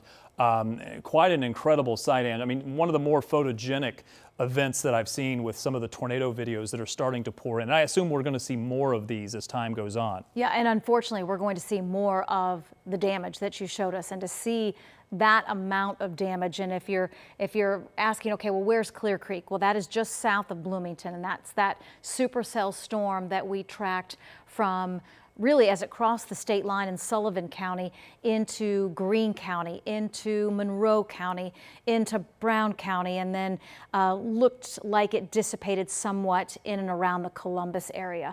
But seeing, you know, the trees just snapped in half or completely laying on the ground, and we're not talking about little trees, we're talking about big trees here. Mm-hmm. And then as we pivot over, and you can see what appears to be the path of this tornado, several roofs off, this home, a lot of it gone. I believe that's the one that I think is the post office. Is the post office, is the Clear Creek Post Office, I believe. Okay, and you saw the neighbors out there walking around. It's unnerving. It is unnerving, yeah. To see, I mean, we track the storms in here and we gather the reports and all of that, but to actually experience this, this is what our neighbors are dealing with right now. And this video coming to us from Clear Creek, which is southern sections of Monroe County, just south of Bloomington. I do want to get you updated because I do have a new severe thunderstorm warning. That's going to be for the southern sections of Johnson County. That storm still showing that hook signature. We still have a small area of Monroe County, northern Monroe County, under the tornado warning until 9:15, and then they've gone severe thunderstorm warning in advance of this storm for Morgantown, Trafalgar, Nineveh. So it's going to include Morgan and Johnson counties. New severe thunderstorm warning until 9:45. The lightning will show you where the core of the storm is. I also got a report out of Greenfield, 70-mile-per-hour wind. Ooh. So we still have a ways to go, friends. We still got to get these storms to die down. So new severe thunderstorm warning, that's going to be for Johnson and Morgan counties, and it looks like an additional one just to the, that's going to go until 10:15. So that's a new one as well because of the storms coming out of Marion County. You can see the lightning data here showing the storms tracking east into Knightstown and Rushville. So we've got new severe thunderstorm warning until 10:15 for areas east now of Indianapolis, and what has been a very active evening for us. I know we've had some data issues. We still thinking that's going to be resolved?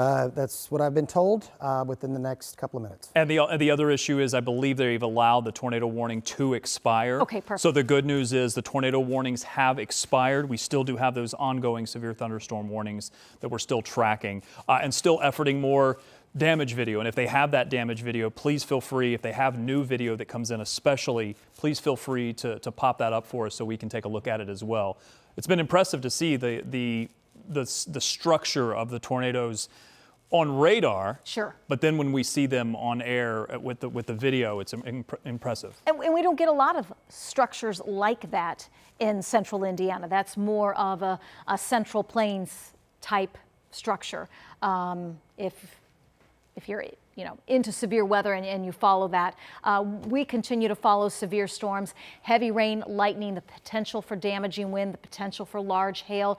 We're just now starting to gather information on some of the damage, and it is going to take a while because there were numerous severe storms, and it's going to take some time for cleanup. Our neighbors will be dealing with that. Our friends will be dealing with that, and we just encourage you, if you weren't impacted, to not go down to the areas that are impacted. There are ways you can help our friends and our neighbors that are dealing with severe weather, but driving around, not really the best way to do that. And we are losing daylight, and it's going to be very difficult to see what these storms have left behind in terms of severe weather. So, Angela, what I'm going to have us do very quickly while we wait to see if there's any additional tornado warnings that are going to pop up, because we don't want to leave our viewers at home hanging. Very quickly, if we're able to re-rack some of that video so we can kind of give you a quick survey of what's happened with these strong storms, then we're going to go back to the stream and bring you back to regular programming. Let's start with this video that's going to take you to south of Bloomington, just south. We've shown you this, but it's impressive just as a meteorologist or as anyone to look at the multiple vortices, but also there's some debris suspended in there. As I get closer to a monitor here, I'm able to look at this. There is some debris suspended within that funnel. And as I've also been pointing out, even though the funnel doesn't go all the way to the ground, the circulation, you may not be able to see it visibly because of the condensation funnel, but the circulation goes to the ground, and that's where it's causing the damage. And boy, just look at the funnels that show up, the multiple vortices, the individual circulations within the overall larger tornado. Some of the other video that we've been looking at not only has been that, but also this video, also from Jordan Stackhouse. This also was south of Bloomington. This one shows a little bit of a better vantage point of the debris.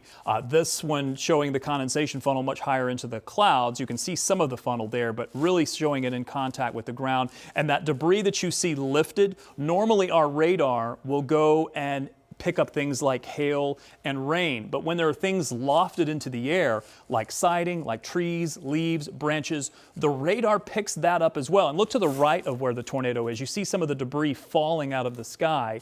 Even to the left here, you see a lot of debris actually in the sky. When the radar picks that up, it bounces the radar beam off of that. So we get that debris signature that Sean had been showing us all evening as the storms have been moving through. Another vantage point. This was one of the first videos that we saw of the tornado continuing to push through the Newberry area. This was from the Newberry Volunteer Fire Department. Thank you for taking this video and being safe while doing so. But this one showing it a much larger tornado that was on the ground at the time. This is as it was approaching Bloomington.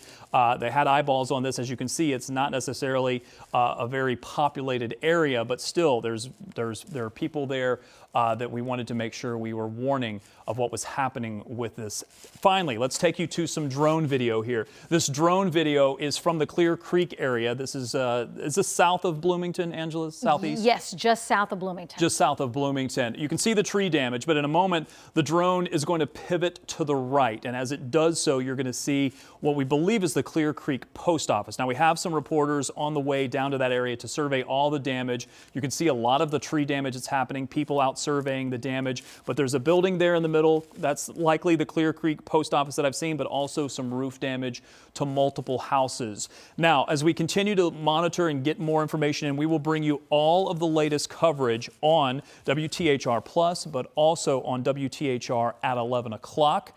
Make sure you join us for that. I'm going to check in with Angela real quick to make sure we have no outstanding tornado warnings, and then we'll send it back into programming. Angela? No tornado warnings. We do have several severe thunderstorm warnings. They're highlighted here in orange. I've taken the radar data off to show you just how many storm reports are coming in. These are for large hail, wind damage, winds in excess of 80 miles per hour, and that long track cell that produced the tornado and all of that damage across portions of Monroe County. We are going to get you back to regular programming on Channel 13. We will have a complete wrap-up and team coverage on Channel 13 at 11. If you'd like to continue with our coverage, we're going to continue to get in as much information as we can, the videos, the damage reports. Our stream will continue on WTHR Plus. And remember, that is an app that you download on your phone. For now, we get you back to regular programming on 13.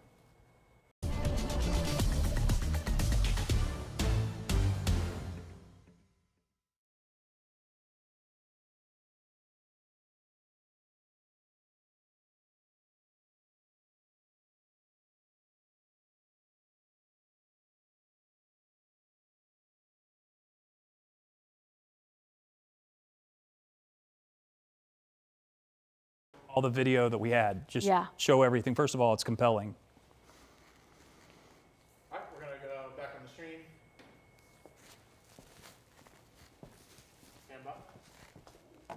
Welcome back to our continuing coverage here on WTHR Plus.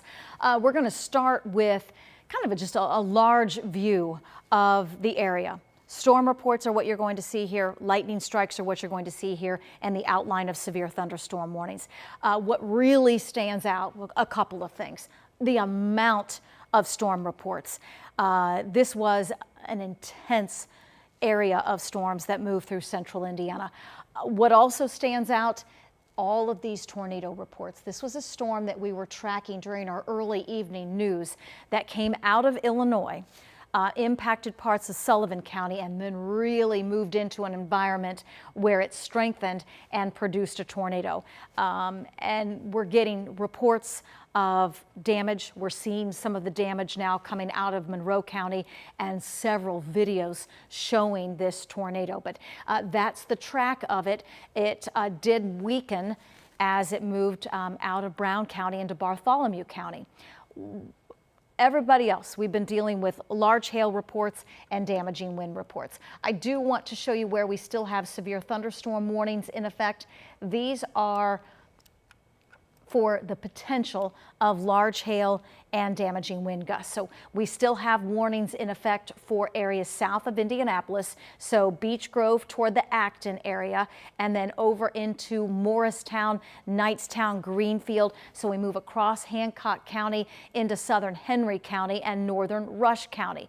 Northern Shelby County also included. And then we've got another severe thunderstorm warning just to the south for a cell that has come out of Morgantown with that wind potential, and it's over Trafalgar right now and will continue to move east. So highlighting here the severe thunderstorm warnings, Shelby County and southern Johnson until 9:45. We've got northern Johnson, southern Marion into western Hancock until 9:30, and then off to the east until 10:15 for the area east of Indianapolis, Knightstown into Cambridge City, so Rush County and southern Henry County. So this is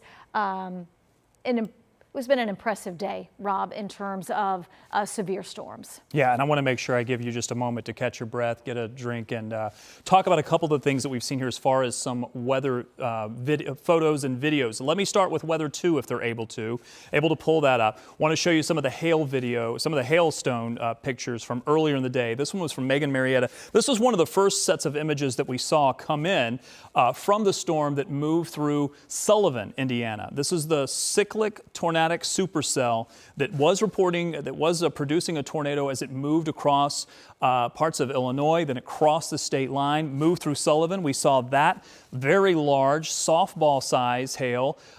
This is another same image. Again, this was on the east side of Sullivan Lake. This was reported earlier in the day, just as the storms were moving in. And then we also had additional, look at the number of hailstones that we're seeing here from Megan, snapping several of these photos. Also had lots of wind damage. Most of the wind damage was farther to the north. So this is from Lafayette, Indiana. This is from Jennifer Hirschberger of some of the wind damage of a tree that came down. And we're going to see a lot more of these images. These are the ones we have so far. And I'm going to ask if the control room, in just a moment, not quite yet, but I'm going to ask you in advance, are able to pop up some of those videos here in just a moment. Very quickly, though, let me show you a couple of things here when it comes to some live video. video. This is live from Indianapolis. A lot of you have been seeing mammatus clouds. As the sun set, it was able to illuminate the underside of some of these thunderstorms. You saw these kind of puffy,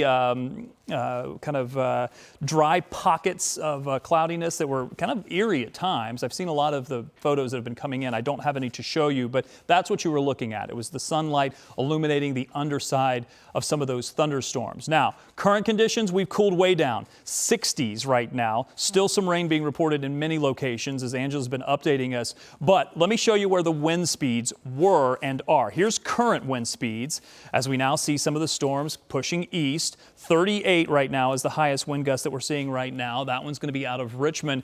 But I'm going to show you the next image. I'm going to put a little bit of a caveat on this. There's going to be an error on this. It's not my error. It's a sensor error. One of these things will stand out and it is wrong.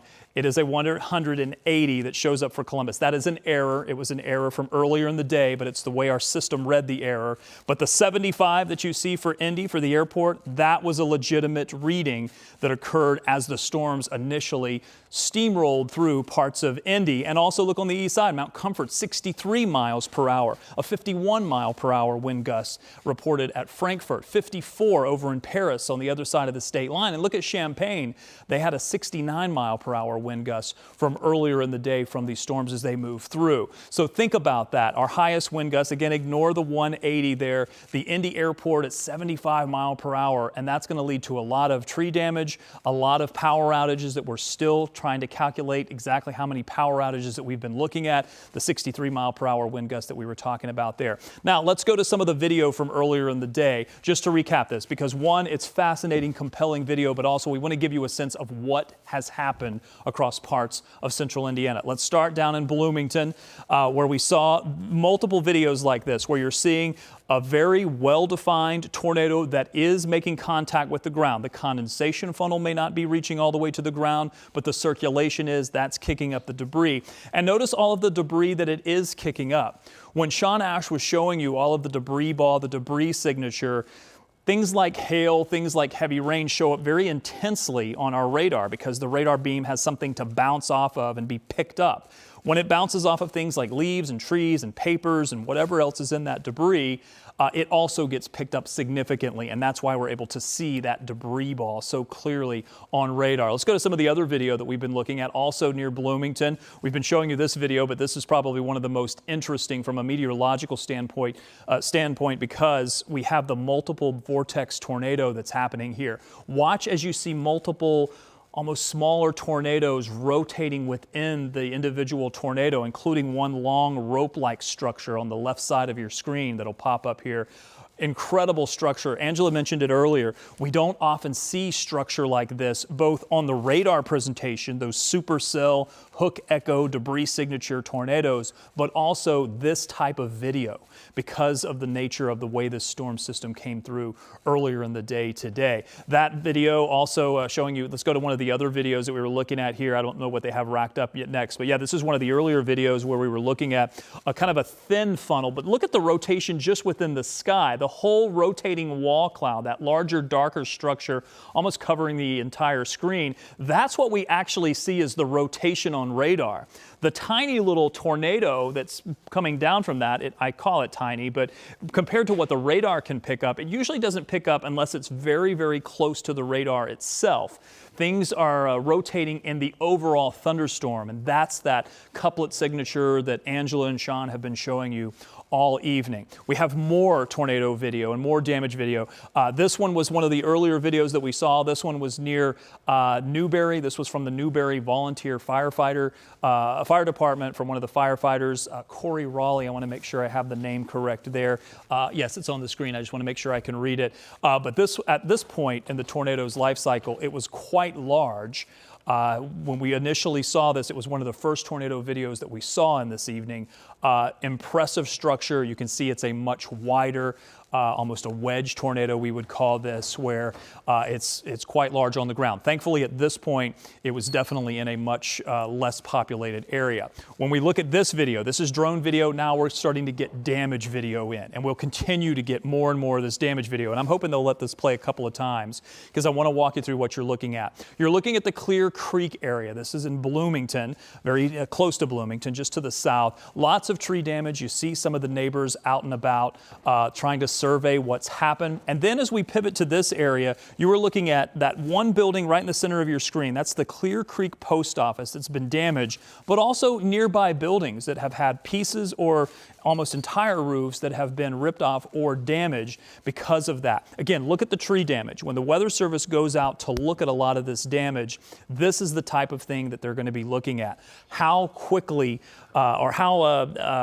what type of pattern is the tree damage in? Is it all in a straight line, or is it in a twisting motion, as you see here, some of the downed trees that are unfortunately on that piece of property? And then also looking at the housing damage that you're looking at, or the building damage, I should call it. Were the roofs completely ripped off? Was it just pieces of the roofs and siding that were ripped off? How much of that building was taken apart? Was it a well-constructed structure?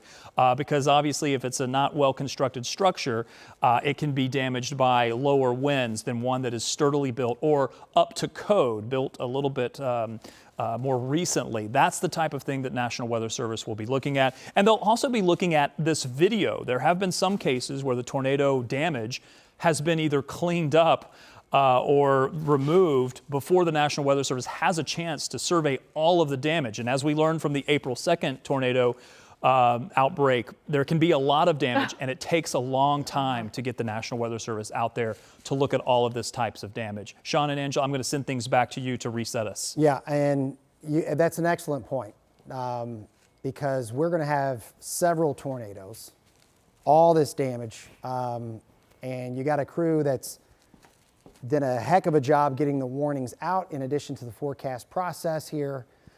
So we all got to, got to have some grace. This is going to take some time to kind of nail down exactly how many tornadoes we have. So let's get you caught up here at 9:32.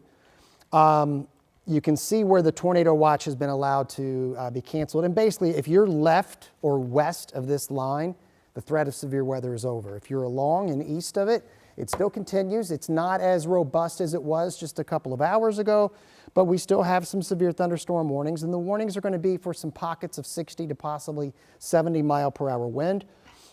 That warning, by the way, includes Morristown, Carthage, and Knightstown, technically until 10:15. You can see the core of the lightning that's going to be moving over Sexton and Mays and Spiceland. And then as we work up, atmosphere has been worked over quite a bit. You may still have some rumbles of thunder there in Muncie and around Mount Pleasant. As of right now, that is not severe. And then as we go farther to the south, we do have that thunderstorm that's in between Franklin and Nineveh at this hour. So that's what we have. The threat, most of these are going to be, we were thinking around 10 o'clock, 10:30 probably is looking like a ballpark figure to get them over onto the Ohio line and then get them out of the state here. Rest of the weekend, and this is usually what happens. We were near 90 today. Our daytime high tomorrow is probably going to be a little closer to 70 degrees. So we see it often. A lot of wind energy to get us to swing the temperatures that quickly. And unfortunately, we have to pay the price, and that's what's happened here. So that's the one warning that we have at this hour as we continue our live coverage. I'm going to take the radar back just to kind of recap and show you how this all played out. In fact, let's go. That's a lot. Let's go way back. Let's take it all the way back here. So we've been trying to tell you for the past couple of days, and no more than 36 hours ago, really started to get the sense this was going to be a big event for us. And when I talked to the news crews this morning, and this was similar to April 2nd, I said, I'm kind of getting the pit in my stomach in terms of what we're going to have to deal with here. So as Rob and Angela were following these storms in Illinois during the 4 p.m., 5 p.m., 6 p.m. newscast. And once we got to around 6 o'clock, which was the expected ETA there on the Illinois border, and it became evident as you played the radar and just looked at the overall wind field that this first batch was going to really intensify as it moved up I-70. That was the lead complex that hit the metro area. At the same time, we were worried about that southern cell near Robinson, Illinois, not only for the hail, but because it was the southern cell. That was the one we were concerned about having long track cyclic tornado potential, and that is the case. Let's turn the lightning off. You can kind of see that hook that went through Greene County. Rob was showing you the video, and we had multiple supercells that prompted tornado warnings. I think at one point, guys, didn't we have like about five simultaneous tornado warnings? And I've got some pictures. Again, I can't share them yet. From I believe Brownstown. Okay. Of what most likely was a tornado and damage. Yeah, and that was the long tracker. I mean, that was the long tracker from Greene County, Monroe County, Brown County. And we can only hope that we don't get injuries out of this. And we're going to have to keep our ears open on that because we're still in the assessment phase of this, our news crew as well. So as we get you back to current time here on live Doppler 13 radar, let me put the lightning back on because I know everyone's going to be very sensitive about even hearing thunder right now. The lightning bolts here. So that's good. We've used up the energy of the atmosphere, and I've got all the storm reports on here. I mean, you know, I mentioned this earlier during our coverage of how, you know, this was going to be a very costly storm for a lot of different reasons. The tornado damage, the severe wind damage, we're going to have multiple swaths of that, and then the hail damage. Some of the largest hail we've had in a long time that I can remember. We'll have to look back on that, Rob, because we started talking softballs. We've had it before. It's just been a while. We had the pictures. Let me see if I have those up on Weather 2. If they're up on Weather 2, go ahead and pull them. Let me actually put them up for you because I want to tell you this story, Sean, and I mentioned it a little bit earlier on the air, but we were kind of in the thick of things. You know, there was, especially in Brown County, there was a campground. I had a text message from someone whose family was at the campground, and they were at a car show, a Mustang show. I assume it's a Mustang car and not a Mustang actual horse. I'm hoping that's the case. I'll see if I can get more clarification. But unfortunately, they did have golf ball and softball size hail from that event. And you can imagine all of these people who, everyone loves their vehicle, but who likely really, really love their vehicle, to see something like this. These types of images that you're looking at from Megan, these were in Sullivan, but this was the same cyclic supercell that you were talking about, Sean, that moved through Bloomington and then Brown County.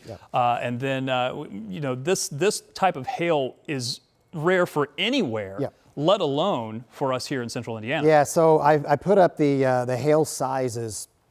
So when we start, you know, it gives you a gauge here. So when we start talking about 2.5 inch size, well, 1 3/4 golf balls, 2 3/4 baseball, and 4 inch softball.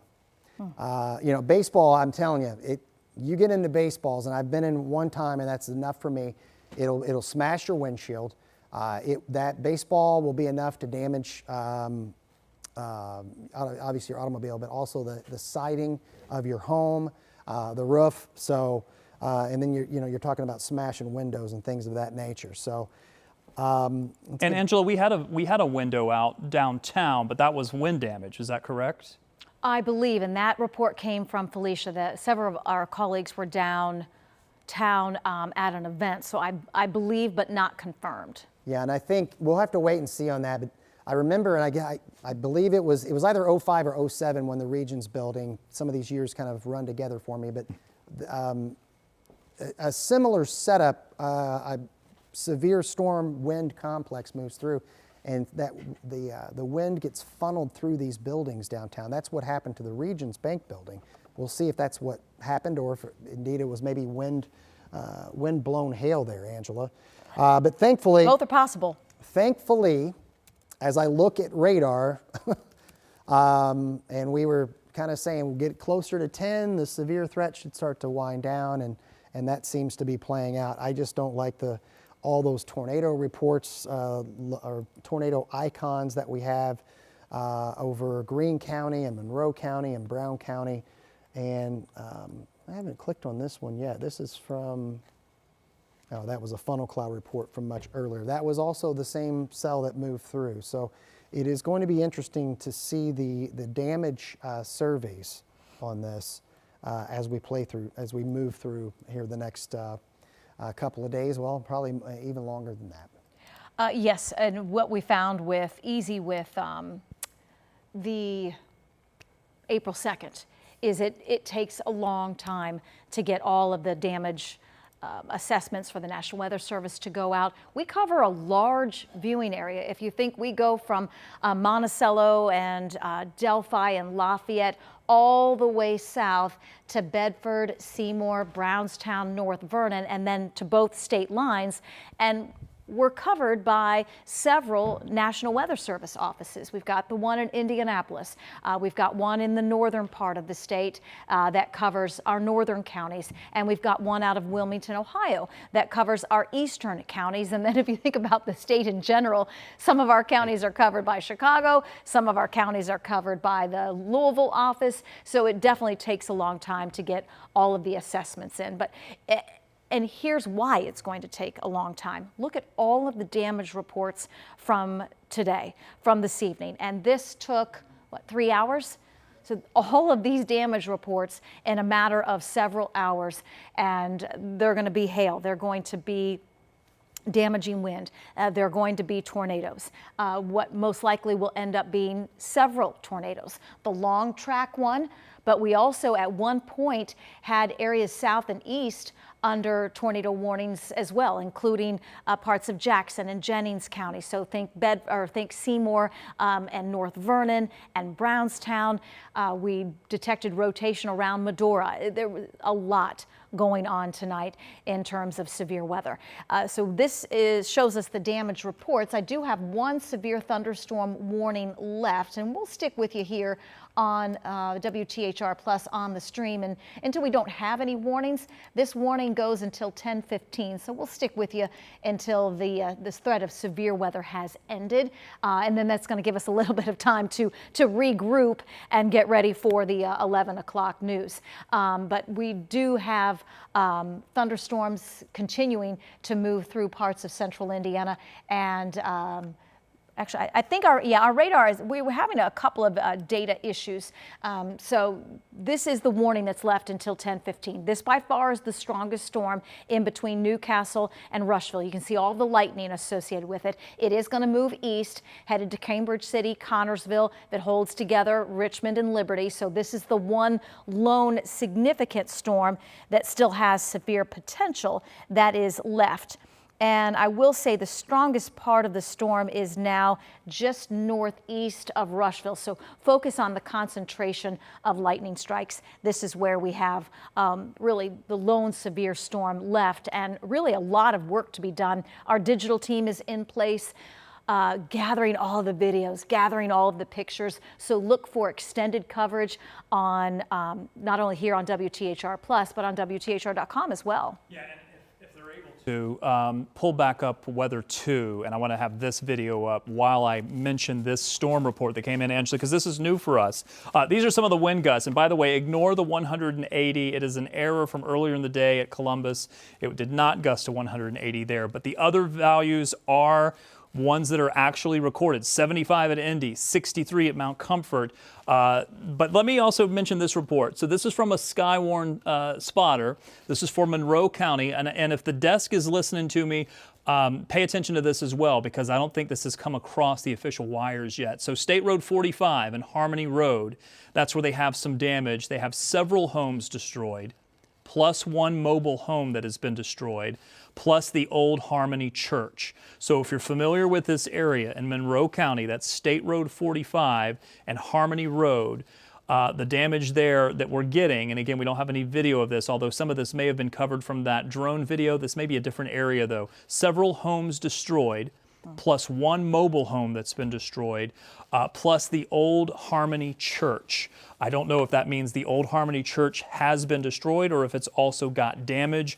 But if anyone from the desk is listening to this, and I know we have reporters in the area, I just wanted to make sure that we pass along that information so that you know that these are the areas that we're going to be sending reporters to try to get more information on exactly what happened. 75-mile-per-hour wind gusts at the airport in Indy as the storms raced in from the south and west, moved through downtown, and then on the east side, a 63-mile-per-hour gust, in addition to all the 30, 40, and 50-mile-per-hour gusts that we saw. Again, ignore the 180. I know it's on the screen, but that was a sensor error earlier. 69-mile-per-hour wind gusts happened at Champaign earlier in the day. Sean? Yeah, well, this is just links. I'm showing you links 4. But this is the tornado crossing the area that you just mentioned. Okay, State Road 45, Harmony Road. That's it. That's the tornado right there. That's when we were following it, moving into Monroe County. And so it's not a surprise. It's just sad to hear it. And then as we move far, so then you can follow it yourself. So then it goes south of State Road 45. It cuts across Garden Acres. Okay. Cuts across I-69. There's Rockport Road. And then Then this is going to move into the Clear Creek area where we had the video. There's Clear Creek. And incredible. There's northern portion of Lake Monroe. And then, and I'm hearing I'm getting some reports out of Brown County. And Sean, explain for people what they're looking at, what you're looking at. I mean, that I see it, and I kind of forget sometimes that maybe people don't know exactly what we're looking at. Yeah, so this is the hail core of the supercell. That's all the real large hail. This right here, so this is where the inflow of the storm comes in, right there. All right, and that's the tornado that we're looking at on radar. It was interesting because the reflectivity did a better job with this particular supercell than the velocity, and I think it may have been a function of what was happening over the radar site at that particular time. It was slanted kind of because they were moving so quickly. Yeah. Yeah. So, sounds like there's been some significant damage around the Brown County State Park, and so we're going to have to get some confirmation on that. It's from someone that lives down there that has sent me a message on Facebook. At any rate, and the debris video, the video that we saw of the debris is what's being picked up on radar here. That's correct. So that ball that you see, that's what we call a debris ball. So that is trees, it's shingles, it's 2x4s, whatever the tornado has hit. This is, again, continuing on its path, going across Lake on the Green. And what happened eventually, and we were very concerned, as it was making its path toward I-65, because we knew this was a damaging tornado. It did a cycle, and so that may have saved some folks here along and east of I-65 there in Bartholomew County. And when you say did a cycle, tell people exactly. Basically, the tornado dissipated enough. It did, and it's a balancing act. Having a tornado is very much a balancing act. Everything has to be proper, but the wind flow with the storm became disruptive enough to where the tornado dissipated. I think there was still a wall cloud, and whether or not it produced a tornado farther downstream, we'll have to wait and see on that. But as we get back to real time, we still, again, I'll put the lightning data on it so you can kind of see where the core of the storm is. That is pretty far, that's over toward, it's going to be south of Newcastle there, heading toward Cambridge City. So we're done with the worst. That much I can tell you. But we still have this storm. This is going to be the second round for you folks there in Connorsville. This is moving your way. Lightning, possibly some 60-mile-per-hour wind. But we're close to being done with any severe thunderstorms. That's the last cell. Let me pull the radar out here. Stand by. And that is the last. All the action now, with the exception of that storm, all the action is along and south of the Ohio River. So that is a little silver lining that I can give you, at least right now, Angela. Yes, that is good news, because if you look at the storm reports from today, It was a very active 3 hours of severe weather across central Indiana, and we will have our news teams out as much as possible, gathering the latest information on damage, checking on our neighbors, on our communities. And that assessment will take a couple of days, if not a couple of weeks, especially when we take into account the National Weather Service going out to survey all of this damage and figuring out the ratings of the tornadoes. Where do they end up on the EF scale? And that's just something that's going to take some time. We do have that one severe thunderstorm warning left. It did still look like with radar that there was the potential for some wind and still the potential for some large hail, and obviously a lot of lightning. And this is basically over Louisville and Cambridge City, headed into the Milton area. So this is just to the west of Richmond along I-70. So just be aware, this is one storm that we have left. We're going to stick with you for a few minutes longer here on WTHR Plus before we have to take a break and get ready for the news coming up at 11 on Channel 13. But we have several crews out, digital team working to gather the latest information, and the folks from the National Weather Service will continue to give us information as it comes in. And just know that many communities, many of our neighbors and friends will be cleaning up in the days and weeks to come from severe weather. What most likely will end up being several tornadoes. I'm going to come out to an even larger view, and you can see just how large this storm system was and continues to be. We started to track these storms near the St. Louis area earlier this afternoon with 5, 6, 7-inch hail reports, confirmed tornado report, and then we started to see the focus shift, and we were wondering, okay, is the focus can be completely shift south for that tornado threat, and that wasn't the case. There was just enough of a boundary in place over the central and southern parts of our state that as we watched cells come out of Illinois, they did produce tornadoes, and it was very active for us.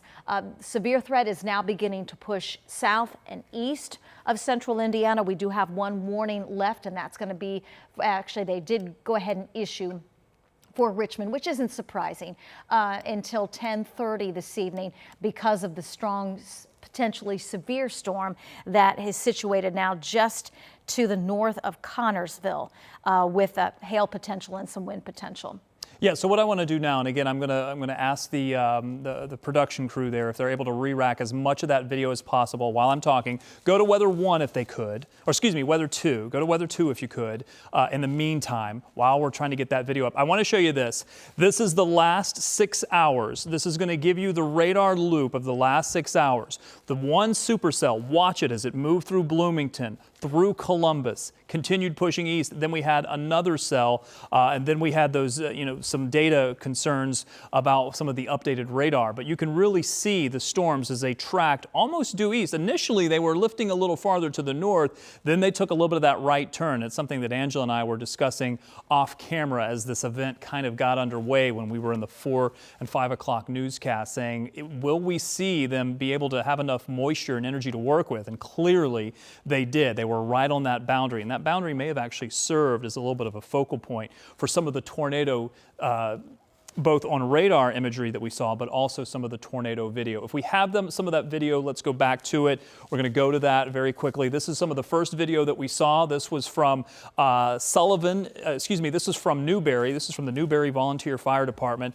Corey Raleigh there shared this video of a very large tornado. At this point, the tornado had a much different appearance. It was very large. It was on the ground. It was clearly kicking up some debris. Notice the area here is not as populated. But clearly something that is quite scary when we initially saw this video coming in. Then we started getting additional videos of a much different structure as this approached Bloomington. Most of these videos were near Bloomington. This one of a very thin funnel cloud, but we knew that funnel cloud, even though the condensation funnel, we call it the visible part of it, wasn't making it all the way to the ground. In several of the videos, as this moves into that clear sky area there where the trees aren't in the way, you'll be able to see some of the see debris being kicked up at the surface, and that will really show you in this video that debris that Sean was telling you about. When all of that debris is kicked up into the atmosphere, the radar beam picks it up.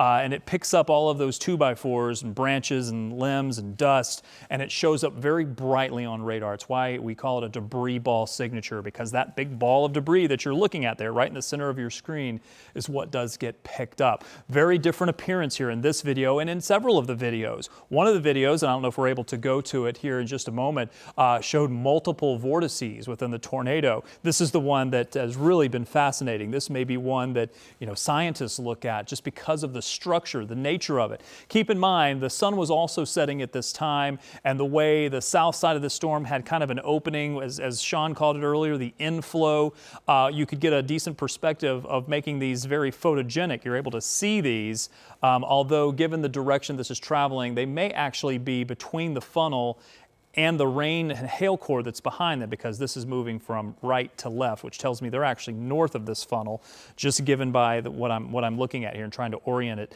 So they're looking to the south, but multiple vortices within that, even kind of a long rope-like structure. And yes, you do see that condensation funnel make contact with the ground, see it spinning, and we're still assessing some of the video, some of the damage from this as well. Additional video that came in, this one showing more of that debris signature, or debris, I should say, being actually kicked up by the tornado, even though the condensation funnel may not be touching the ground.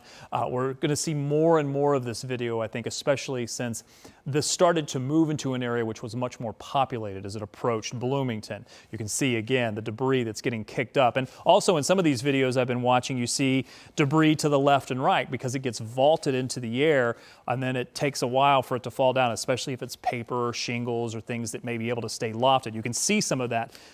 Video. Look on the left and right sides of your screen. You'll see these little kind of flickering pieces of debris that are likely larger than what you think they are, because that's quite a ways off in the distance. And then we started getting the damage video.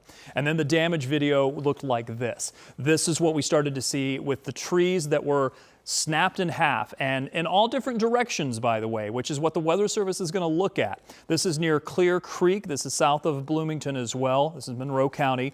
You do see neighbors out and about trying to survey the damage. Notice the trees are all in kind of different directions.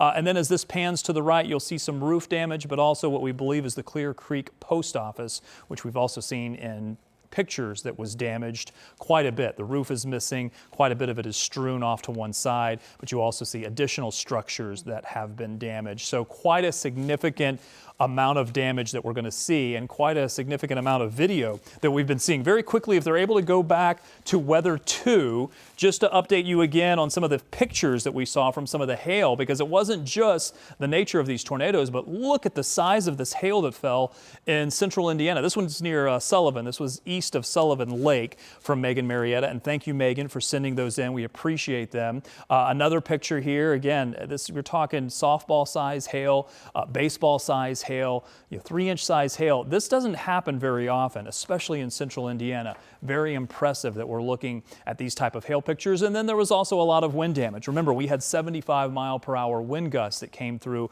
Indianapolis. This one was actually in Lafayette, this picture from Jennifer Hirschberger of trees that were down on a vehicle. So what I'm going to do is I'm going to check back in with Angela to see if there's anything else we need to cover, if we have any additional warnings. Otherwise, I'll let you see if we need to wrap up the coverage here. You got it. We will get you kind of wrapped up on what's left on live Doppler 13 radar. We still have one severe storm, so I will take you there.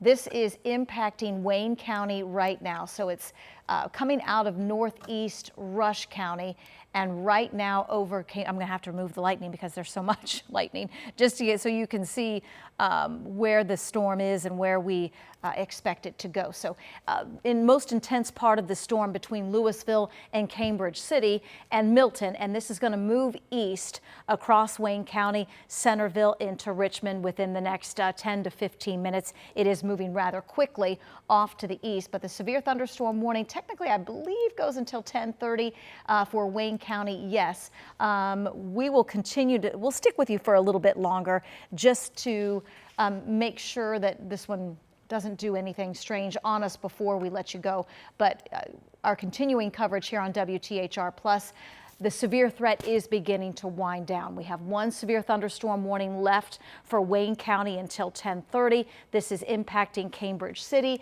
and will move across Wayne County over the next several minutes. It is moving rather quickly off to the east, and actually it is now east of Cambridge City and making its way into the Richmond area. So let's we'll go back, and I'm going to put the storm reports back on real quick. And we are going to take a break here from the stream and get ready for our 11 o'clock news. I can tell you the worst of this storm is Cambridge City to Milton to Centerville, and just now pushing east toward Richmond. Hail core with this one. Potential for some damaging wind, and what's left of that storm will move across Wayne County in the next 10 to 15 minutes, and then we will be clear of severe weather. Ashley, are you still with me? She is not. Kyle, you're still with me. Thank you. I'm thinking I'll give one more update, and then I think we're going to take a break from the stream because, again, we've got an 11 o'clock news coming up. But we appreciate you joining us here on WTHR Plus. It was an active 3.5 hours here of severe weather coverage. We can see it simply by looking at the storm reports. The one lone warning that is left is for Wayne County in the far eastern part of the state. And I can tell you the strongest part of that storm is going to move in between Richmond and Connorsville. That's where, if it is producing hail, that's where it's going to go. I will turn the lightning back on for you. And it still has a lot of lightning with it. But the worst of it is pushing east of Cambridge City and will move in between basically Richmond and Connorsville. So think Waterloo and Abington. If there is large hail, still potential for some damaging wind gusts, but this is the last of the severe weather that is moving across central Indiana, and it continues to make its way out, which is good news. I'm going to check our data. Yeah, we've been having a couple of issues, but in terms of severe threat, it is winding down. We've got one warning left until 10:30, so Richmond, continue to take cover until this one clears the state. Thank you for joining us on WTHR Plus. We will take a break. Yes? Very quickly, I wanted to add, we do have a live reporter in Bloomington for the 11 o'clock show. Oh, great. That's good news. Okay, so we know that the tornado hit near Bloomington, Clear Creek, which is just south of Bloomington, so we hope to get some new information. We can't thank our viewers enough for all of the videos, the reports, the pictures. As long as you do it safely, we appreciate the help as we track the storms here inside the Channel 13 studio. So we'll take a break from WTHR Plus. We'll be back with you live on Channel 13 for a complete wrap-up at 11.